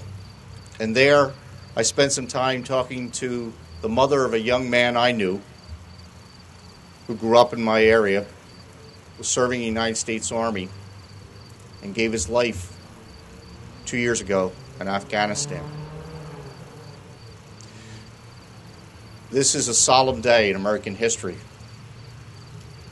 when we remember the horrific conditions that we saw unfold for our eyes on our television sets of what was happening in New York City, what was happening in Washington, D.C., what was happening in southwestern Pennsylvania.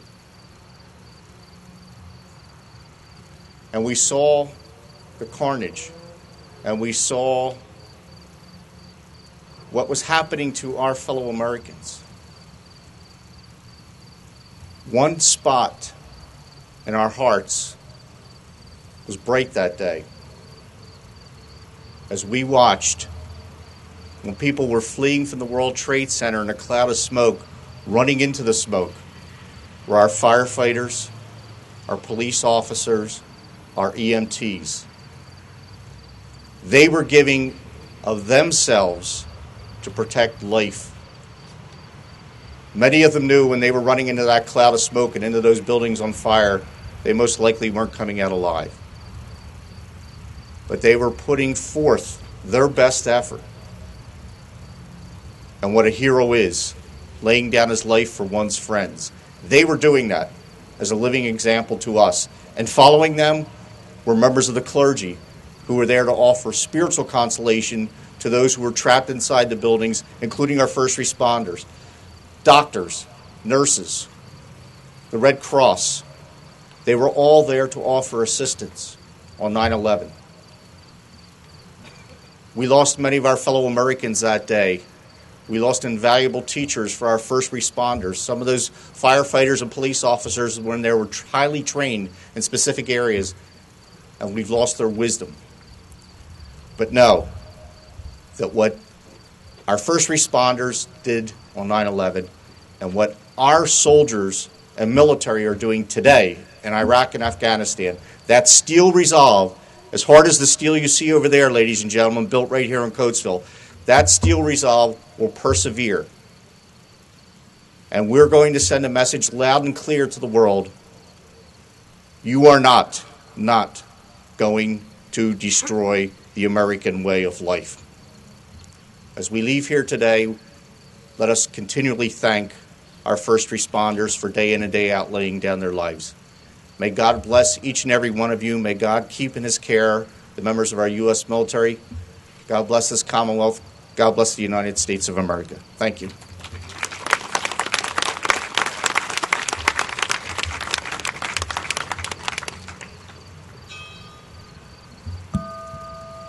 The time is now 9:43.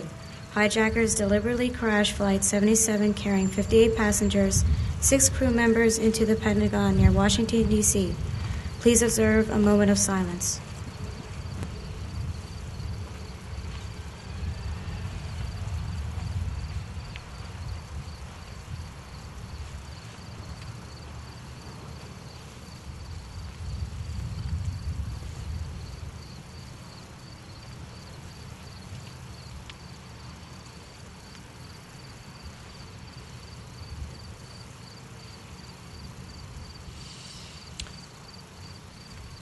Our next musical selection will be Dr. C. Burnett Barnes, who is here somewhere. Sitting in front of me.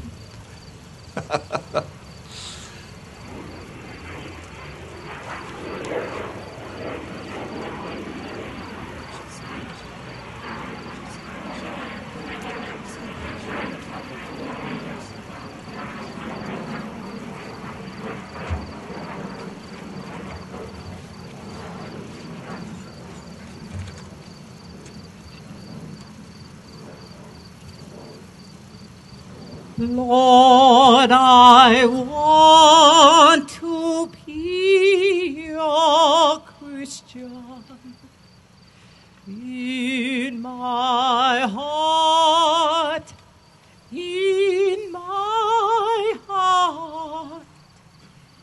Lord, I want to be a Christian in my heart.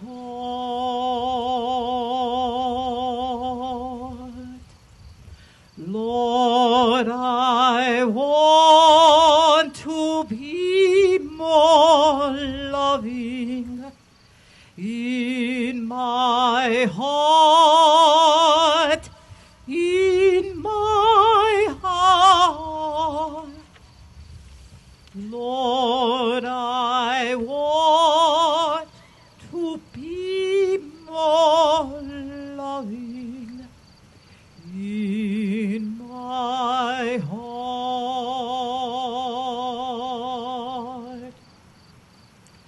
In my heart.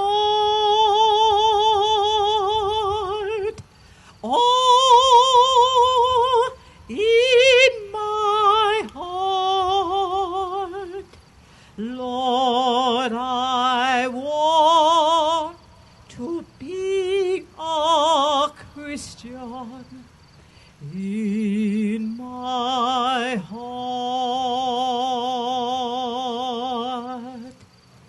Lord, I want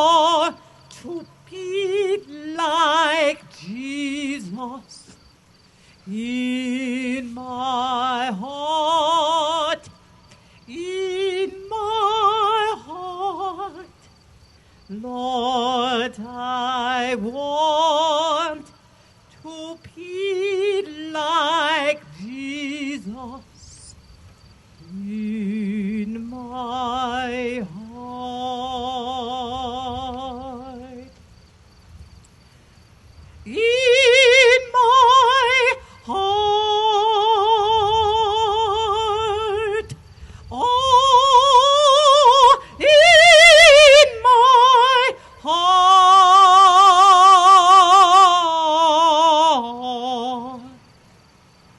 Lord, I want to be like Jesus. Lord, I want to be more loving. Lord, I want to be a Christian. In my heart.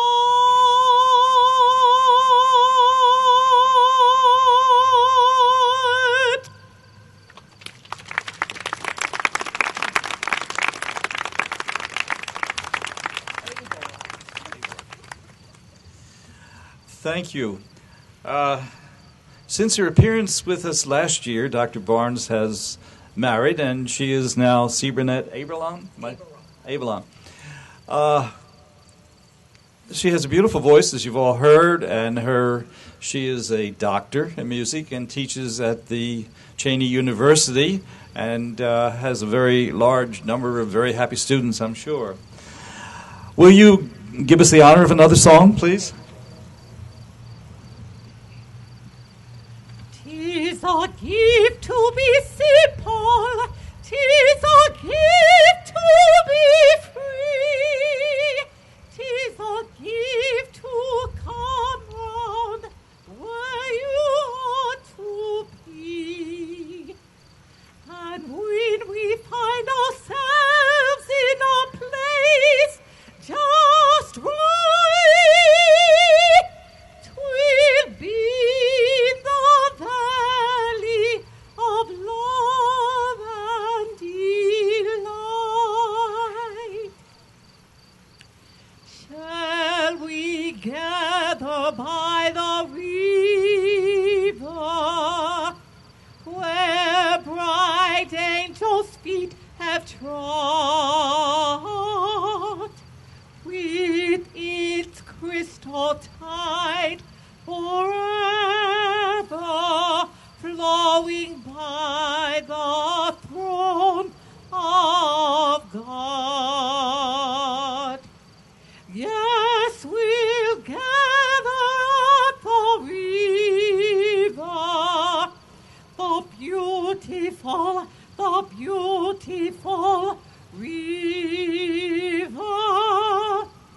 Gather with the saints by the river that flows by the throne of God. Soon we'll reach the shining river. Soon our pilgrimage will cease. Soon our happy hearts will quiver with the melody of peace. Yes, we'll gather at the river,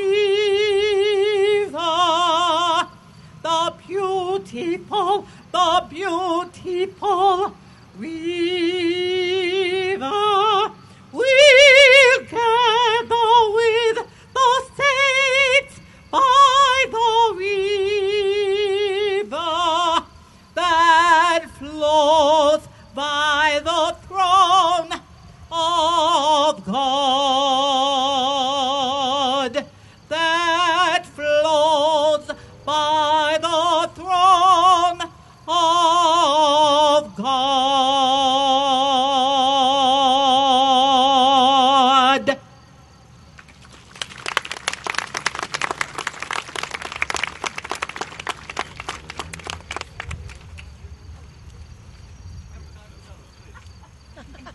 Got 5 minutes.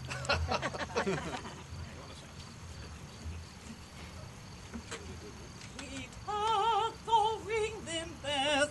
Peter, go ring them bells. Peter, go ring them bells. I heard from heaven today. Peter, go ring them bells. Peter, go ring them bells. Peter, go ring them bells. I heard from heaven today. I wonder where my mother has gone. I wonder where my mother has gone. Wonder where my mother has gone. Heard from heaven today. I heard from heaven today. Oh, I heard from heaven today. Oh, I thank God and I thank you too. I heard from heaven today. I wonder where Sister Mary has gone. Wonder where Sister Mary has gone. Wonder where Sister Mary has gone. I heard from heaven today. I heard from heaven today. Oh, I heard from heaven today. Oh, I thank God and I thank you too. I heard from heaven today. I wonder where my brother has gone. I wonder where my brother has gone. Wonder where my brother has gone. I heard from heaven today. I wonder where the children have gone. I wonder where the children have gone. Wonder where the children have gone. Heard from heaven today. I heard from heaven today. Oh, I heard from heaven today. Oh, I thank God and I thank you too. I heard from heaven today. I heard from heaven today. Oh, I heard from heaven today. Oh, I thank God and I thank you too. I heard from heaven today. I heard from heaven today. Oh, I heard from heaven today.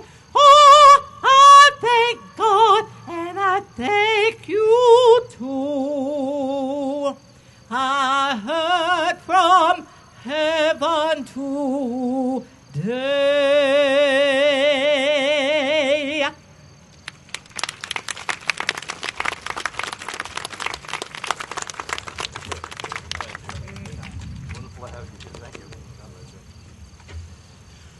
Oh, thank you, C. Burnett, for that. And you know, she told me she had a church service to do this morning, and I assured her that we would get her out in time so she could get to her church, which I think she said is a couple blocks away. Thank you again. I have a special memory of C. Burnett. A couple of years ago, she invited me to a Sunday afternoon recital at Cheney with her young singers, and I remember one in particular who was really preparing for the opera. I think we're close to another bell ringing. We have a couple of minutes. It's at 59, I believe. Well, we have a couple of minutes. I'll continue with Scott and I's experience in New York. We made several trips to the hangar, and during the course of which we met a lot of people from the World Trade Center officials, and we were impressed with all the details. And then after we found that we were going to get the trees, our next project was how to get them back to Coatesville. And we consulted with various truckers, and we found this wonderful firm who did bring them back. I think many of you may remember last April, we brought the trees here in a ceremony, parked the trucks along South First Avenue. It was quite an accomplishment to bring them down here. But we were very grateful, as Scott indicated, that the Port Authority of New York and New Jersey was so cooperative with us. They felt we had a strong case. Once it became public that the Port Authority was going to start disposing of the relics, there were requests all over the country, many communities, many fire companies, and they have a great deal of material besides the trees that we got. There were other steel beams and columns, and they cut many of them up, and many communities have gotten this. When the Scott and I and our architect and engineer went to New York in December as guests of the museum, the Port Authority Museum there, or Ground Zero Museum, and we were very thrilled to see that two of the trees had already been erected and will be focal points of the museum when it actually opens. I think the museum won't be open until next year, although the memorial is opening. But we were thrilled. There's the two columns standing there inside of this museum building. We'll have just a couple of minutes or so here.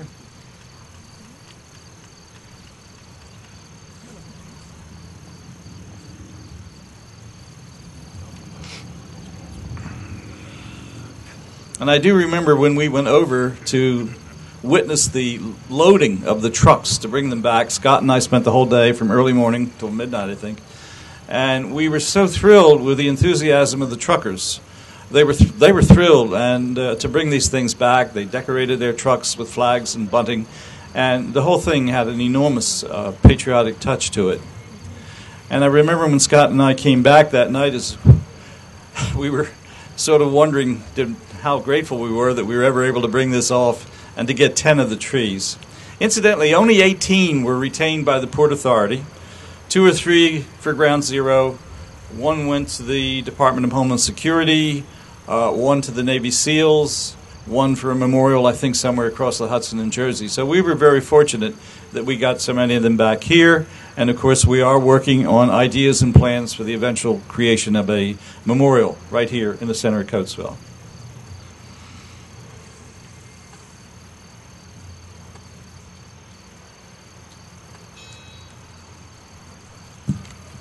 The time is now 9:59. The South Tower of the World Trade Center in New York collapses. Please observe a moment of silence.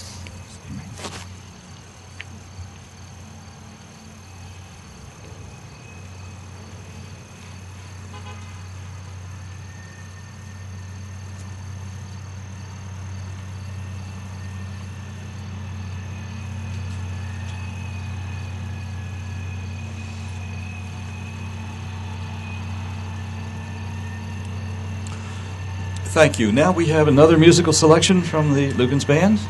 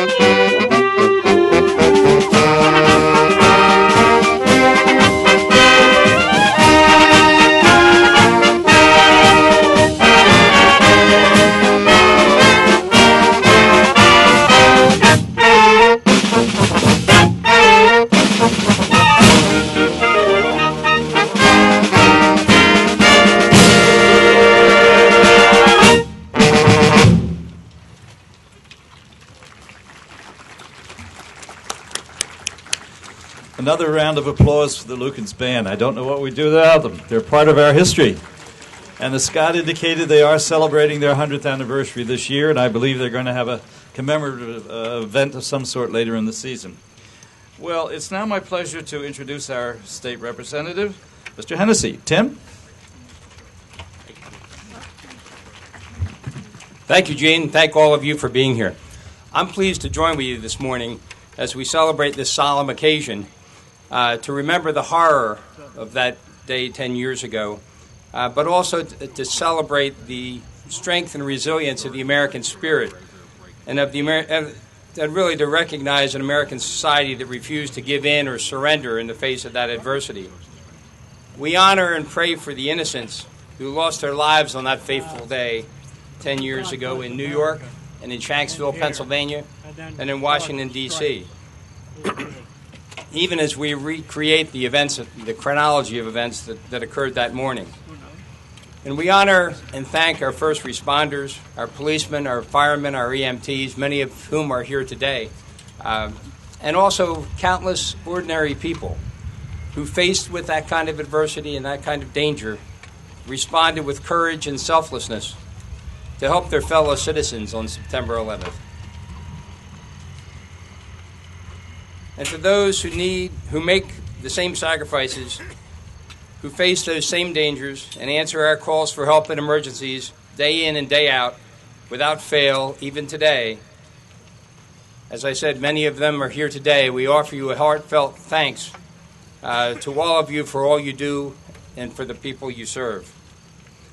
America learned a lot about itself 10 years ago and in the years that have intervened. And the terrorists also learned some lessons that day, that America is not defined by our differences in opinion, by the plethora of our varying points of view, by our many faiths, and by our individual wants and needs. They learned that, faced with adversity, Americans put aside those differences to find common purpose in defending our country and preserving the most successful, most diverse, most prosperous country mankind has ever known.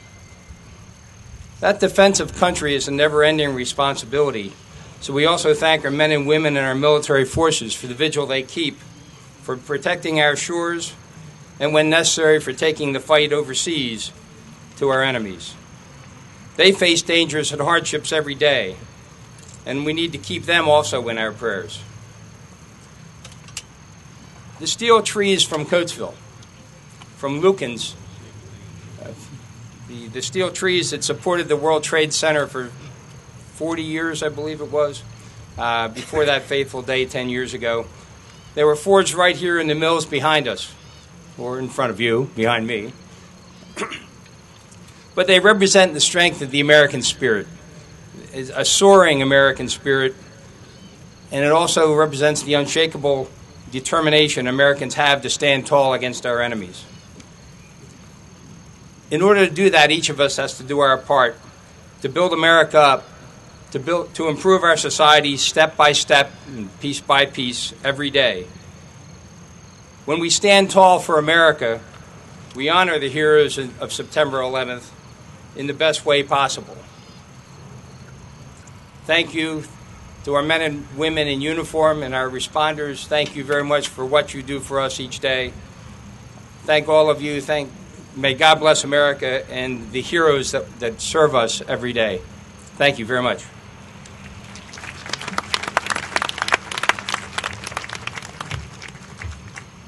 And thank you, Tim. We're thrilled and happy to have you with us on this occasion. We have another bell ringing at 10:10. I think we have a minute or two for that.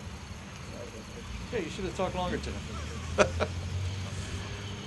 I think Tim should know, though, that I think Senator Dinniman had the greatest moment when, in the middle of his speech, or as he was finishing it, the sun came out. Now, that's what I call a real practice. Timing. We'll hold on just a moment. We're about ready to ring another bell, I believe. At 10:10.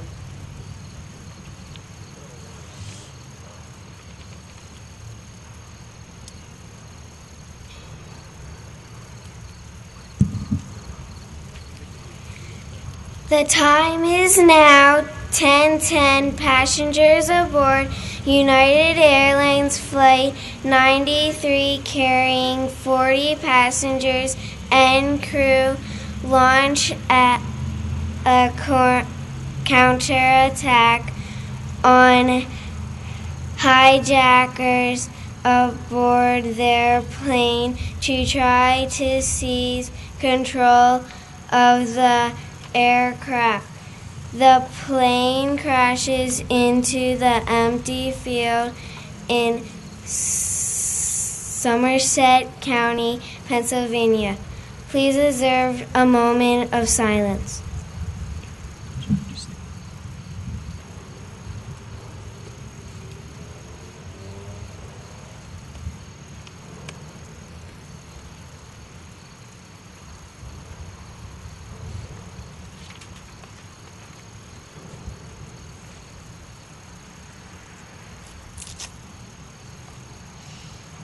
Our next musical selection, we have the choir who are going to sing our Doremus Te. So, you ready?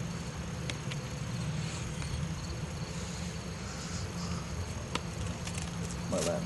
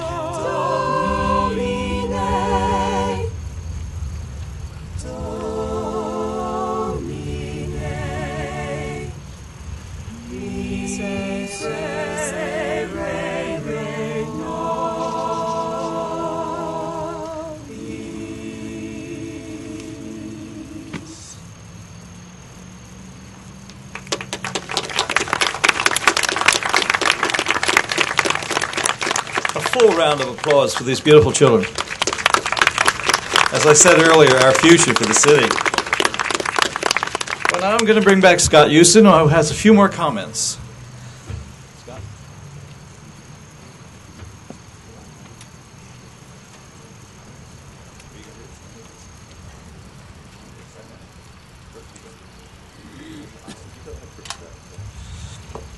Scott likes to hear my voice, so he said, please read this proclamation. This came from the county commissioners, who were all here and did speak. This is from the county of Chester. Whereas, at 8:46 a.m. on September the 11th, 2001, hijacked American Airlines Flight 11 crashed into the North Tower of the World Trade Center in New York City. 17 minutes later, at 9:03 a.m., hijacked United Airlines Flight 175, crashed into the South Tower of the World Trade Center. At 9:37 a.m., hijacked American Airlines Flight 77, hit the west wall of the Pentagon. And at approximately 10 a.m., passengers and crew of hijacked United Airlines Flight 93 acted heroically to retake control of the aircraft and thwart terrorist plans by crashing the airliner in Schwenksville, Pennsylvania, sacrificing their lives to save countless others. Whereas nearly 3,000 innocent victims were killed in the heinous and cowardly attacks of September the 11th, 2001, and 10 years later, the people of the United States and people around the world continue to mourn the tremendous loss of innocent life. And whereas Thousands of United States Armed Forces personnel, members of intelligence agencies, diplomatic services, and Homeland Security have given so much to protect, support, and defend our nation. Now, therefore, be it resolved that the Board of Commissioners, County of Chester, Commonwealth of Pennsylvania, hereby recognizes September the 11th, 2011, as a day of solemn commemoration of the events of September the 11th, 2001, and a day to join together as a nation to offer its most sincere condolences to the families, friends, and loved ones of the innocent victims. The Board also calls upon all Chester County citizens to observe a moment of silence on that day to reflect on the events that took place 10 years ago, which brought us together as a nation in a single determination to defend the freedoms on which our country was founded. Signed by the Board of Commissioners, Terrence Farrell, Kathy Cazzone, and Ryan Costello. And I think we will take another moment of silence just to honor the Commissioner's request.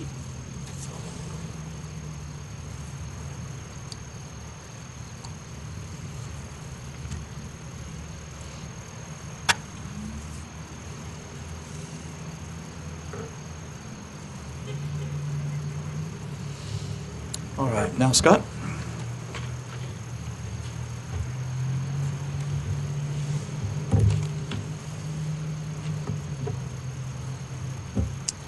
I just want to take a few minutes to talk about some of the themes that have been talked about today are central to what we're all about here.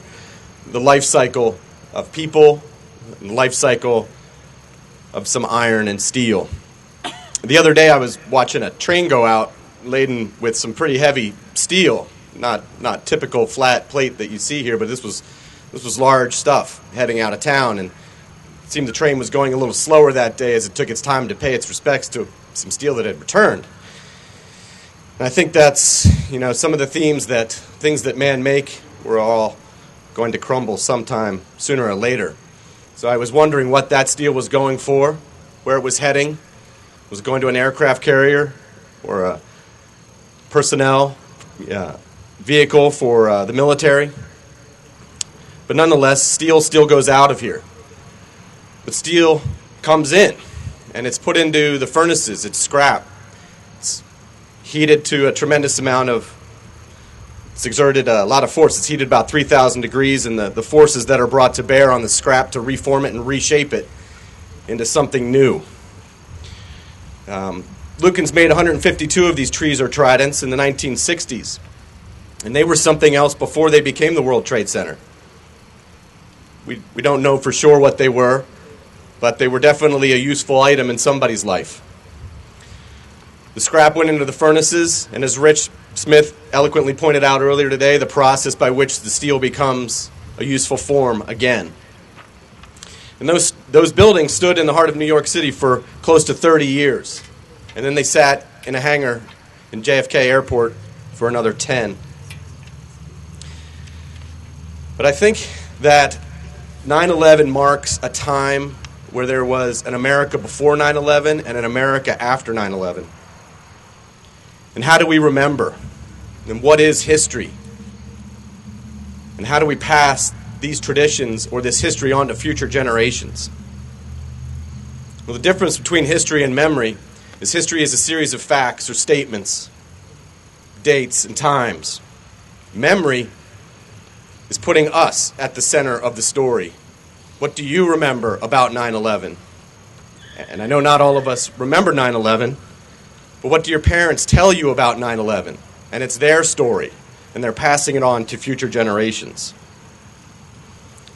If you don't remember, of course, you can turn on CNN, you can buy a video,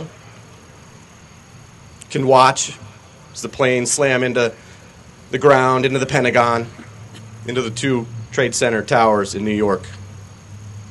These are important cues that help us recall a time and a place that is gone. Gone forever. Pre-9/11. In post-9/11, we have a very strong desire to reconnect, to remember 9/11, to identify with it and to understand it. And it's a very emotional It's a very gripping day. It means a lot, more than any of us can comprehend at any single time and try and put into words, so I won't. All I can ask you to do is, it happened. There are the tangible artifacts that will help us remember, and when you look at the videos and the photos, you can connect with the steel and connect to it in your own personal way. I think when people come up and they say, how did it happen, or how did I know it happened? Well, I saw it happen. Well, here are the pieces that back up what you saw, because that is memory. It moves from the history to the personal. We need to come together to create our own memories of 9/11, create a new collective memory. Each one of us will have a memory of today, and we will share it with others and what it means. And we will tell the story as we saw it through our eyes, and we will pass it down to generations. Because it is, in fact, as time moves on, what we consider important shifts and significance is added to other areas where revisions on history are made. Because after all, history is simply a current or a future's generation of things that have happened in the past. But it is past, and we must move on. We must rebuild. We must gather together, and we must stand united. But the Greystone Society would like to thank the Port Authority of New York, New Jersey, for helping us bring these pieces home, and for the many, many friends that they lost. The memorial will be opening. I encourage all to go. The museum will open next year. They will have the faces of the victims and the names and the people behind them.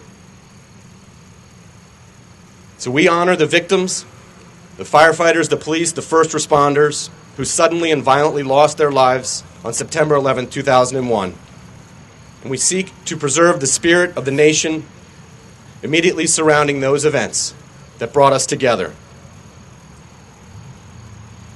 We cannot forget, we cannot ever forget, and we can only simply try and comprehend and pass down what this day means to others.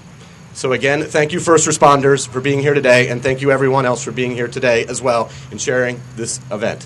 Thank you very much.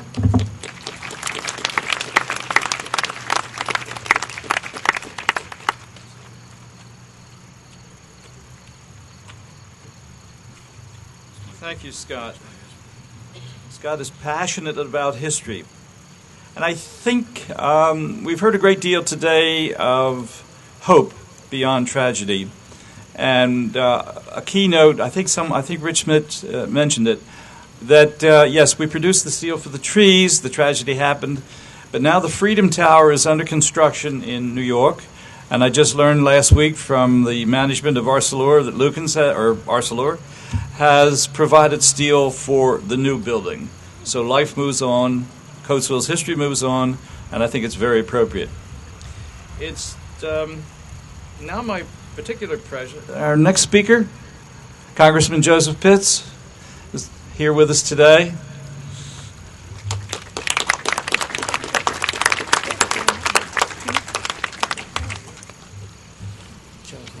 Wonderful to see you.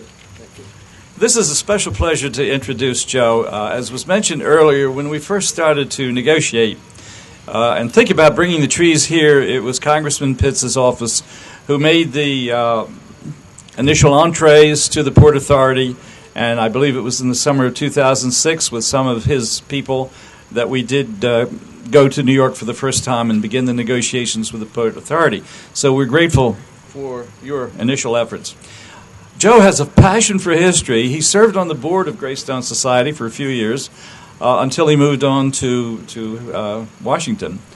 I also learned of Joe's great passion for history and historic preservation. I had the pleasure and privilege of serving with him for some years on the Pennsylvania Capitol Historic Preservation Committee. So it is particularly happy to have Congressman Pitts with us here today. Thank you, Gene. And thank you, Skip, Houston, and Scott and Gene for organizing this wonderful event and for inviting me here today. Today we remember the events that occurred 10 years ago in the past. Some of you remember the World Trade Center buildings as on a much more personal level. Long before they were revealed to the rest of the world, the seal trees were born right here in these buildings in Coatesville. But even after the buildings in New York collapsed, some of these steel pieces stood tall. And now some of them come home to memorialize the victims of September 11th and will stand tall right here behind us. For the young, the events of September 11th have already become a history lesson, but for those of us old enough to remember, it's a personal experience that we will never forget. United Flight 93 took off from Newark bound for San Francisco. By 9:30, hijackers had taken the plane. It was only a few minutes later that the passengers made phone calls and realized that the terrorists were not going to land the plane and make demands. With Todd Beamer's words, "Let's roll," the passengers overpowered the terrorists, holding them at bay. They pushed forward to the cockpit door. We don't know whether they were able to get in, but the results of their revolt was that the plane crashed into the ground near Shanksville, Pennsylvania. It was only later that we learned that United 93 was likely headed to the U.S. Capitol, the symbol of freedom. The terrorists had set their sights on one of our great symbols of freedom, but the passengers of that flight fought back. There are so many of us here today who remember the Twin Towers, the Pentagon. I was actually driving by the Pentagon when it was struck. I saw the black smoke rise, and then the plane that went down in Pennsylvania. And there were many other heroes that day, firefighters, policemen, EMTs, who rushed into burning buildings to save as many as they could. Today is a day to clearly remember about what happened, those we lost, to recollect where we were when we first heard the news, to relive that terrible day. For when we recall the events and emotions of that day, we strengthen our resolve to protect the freedom that God has granted us. We must remember that sense of unity that we felt, the fact that despite so many differences, we were attacked as an American family, and we all love our country and our fellow citizens. While we should not live in the past, we should never forget it either. Most importantly, the memories of that day must be passed on to a generation that was either too young to remember or born after 9/11. Today, there are United States citizens and friends of our nation who remain vigilant and active and brave. The terrorist threat to our country remains potent. The ideology of hate that motivated 9/11 and the attacks has not subsided. While there are conspirators around the globe planning harm, we also have intelligence agencies working 24 hours a day to identify terrorists before they can attack. And we have also with us today police officers and firefighters and EMTs who maintain a constant vigil, and they prepare for the worst and stand ready to protect and rescue should another attack come. And we honor those who ran into smoldering buildings up the stairs, and those who do so today and every day all across the country. Today we have soldiers and sailors and airmen who actively are engaged in the fight against terrorism. They're risking their lives across the globe, battling individuals who plot evil. And this activity was most clearly seen just a few months ago when a SEAL team stormed Osama bin Laden's Pakistani hideout. We must never forget that the risk is great, and that is why bravery is a requirement for those serving in the front lines. Every one of our military personnel places their life in great peril in order to prevent violence being visited upon the innocent, and we honor them for sacrificing their safety and security. Thomas Paine, writing to the founding fathers of our nation, said, quote, "Tyranny, like hell, is not easily conquered. Yet we have this consolation with us, that the harder the conflict, the more glorious the triumph. What we obtain too cheap, we esteem too lightly." End quote. The vigilant, The active and the brave are the ones who keep us safe today and build a brighter future for our nation and freedom around the world. These are the ones who know the true cost of freedom and treasure it more because of the battles they have fought on our behalf. Today is a day to remember, a day to recall what happened 10 years ago, and to honor our heroes. We also today remind ourselves that the fight is still raging. Today, we show gratitude to Americans' heroes, past and present. May God continue to bless the United States of America.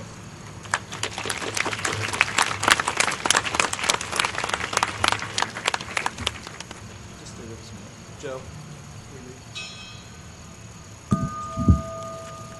At 10:28 a.m., the North Tower of the World Trade Center in New York collapses. All 16 acres of the World Trade Center site are in ruins. A rescue and recovery effort begins. Please observe a moment of silence.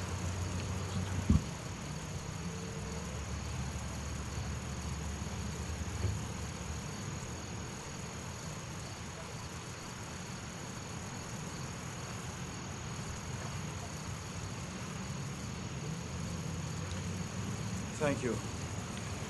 Thank you, Congressman Pitts, for your eloquent address. We're delighted to have you with us. And I don't believe you got one of these. This was put out last year to celebrate the 200th anniversary of the beginning of steel here in Coatesville. Joe, Thank you very much. Good to see you. Love your pin. Okay. Now, with the last bell ringing, we have first a closing prayer from Bill Shaw, and then the Scouts.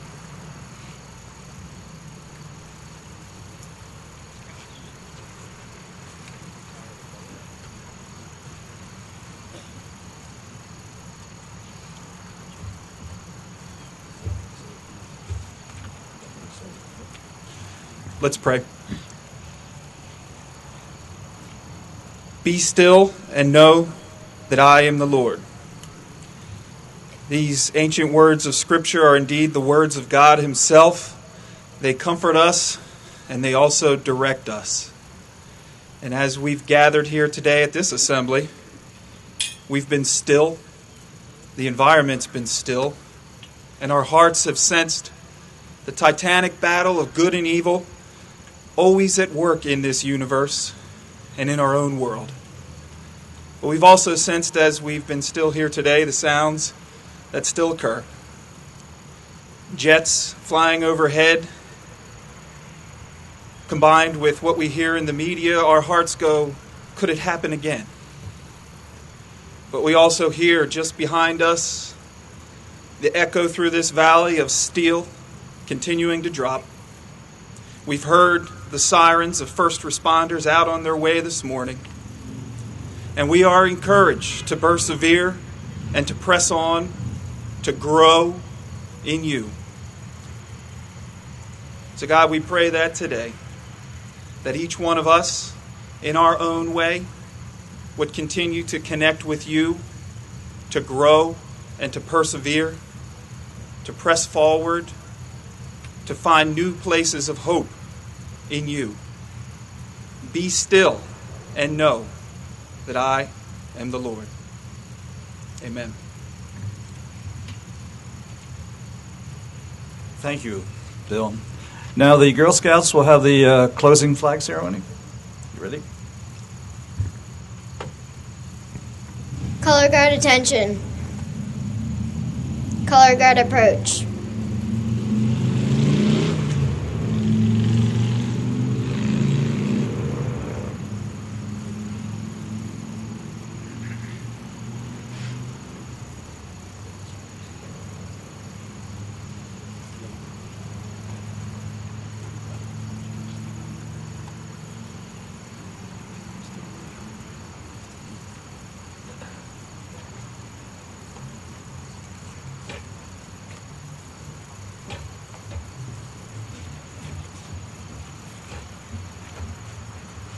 Color guard, honor your colors. Color guard, retrieve the colors. Color guard dismissed.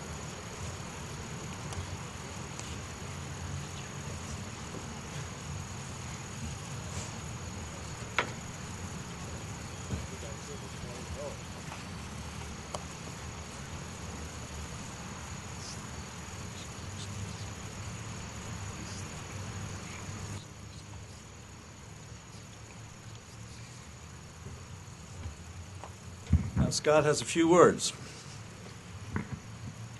Thank you. It's been, thank you very much for coming today. I want to thank ArcelorMittal, I want to thank all the first responders, and I want to thank you for all coming out to Coatesville Remembers. Please enjoy the day and remember those who came before us to make the ultimate sacrifice. Thank you for coming.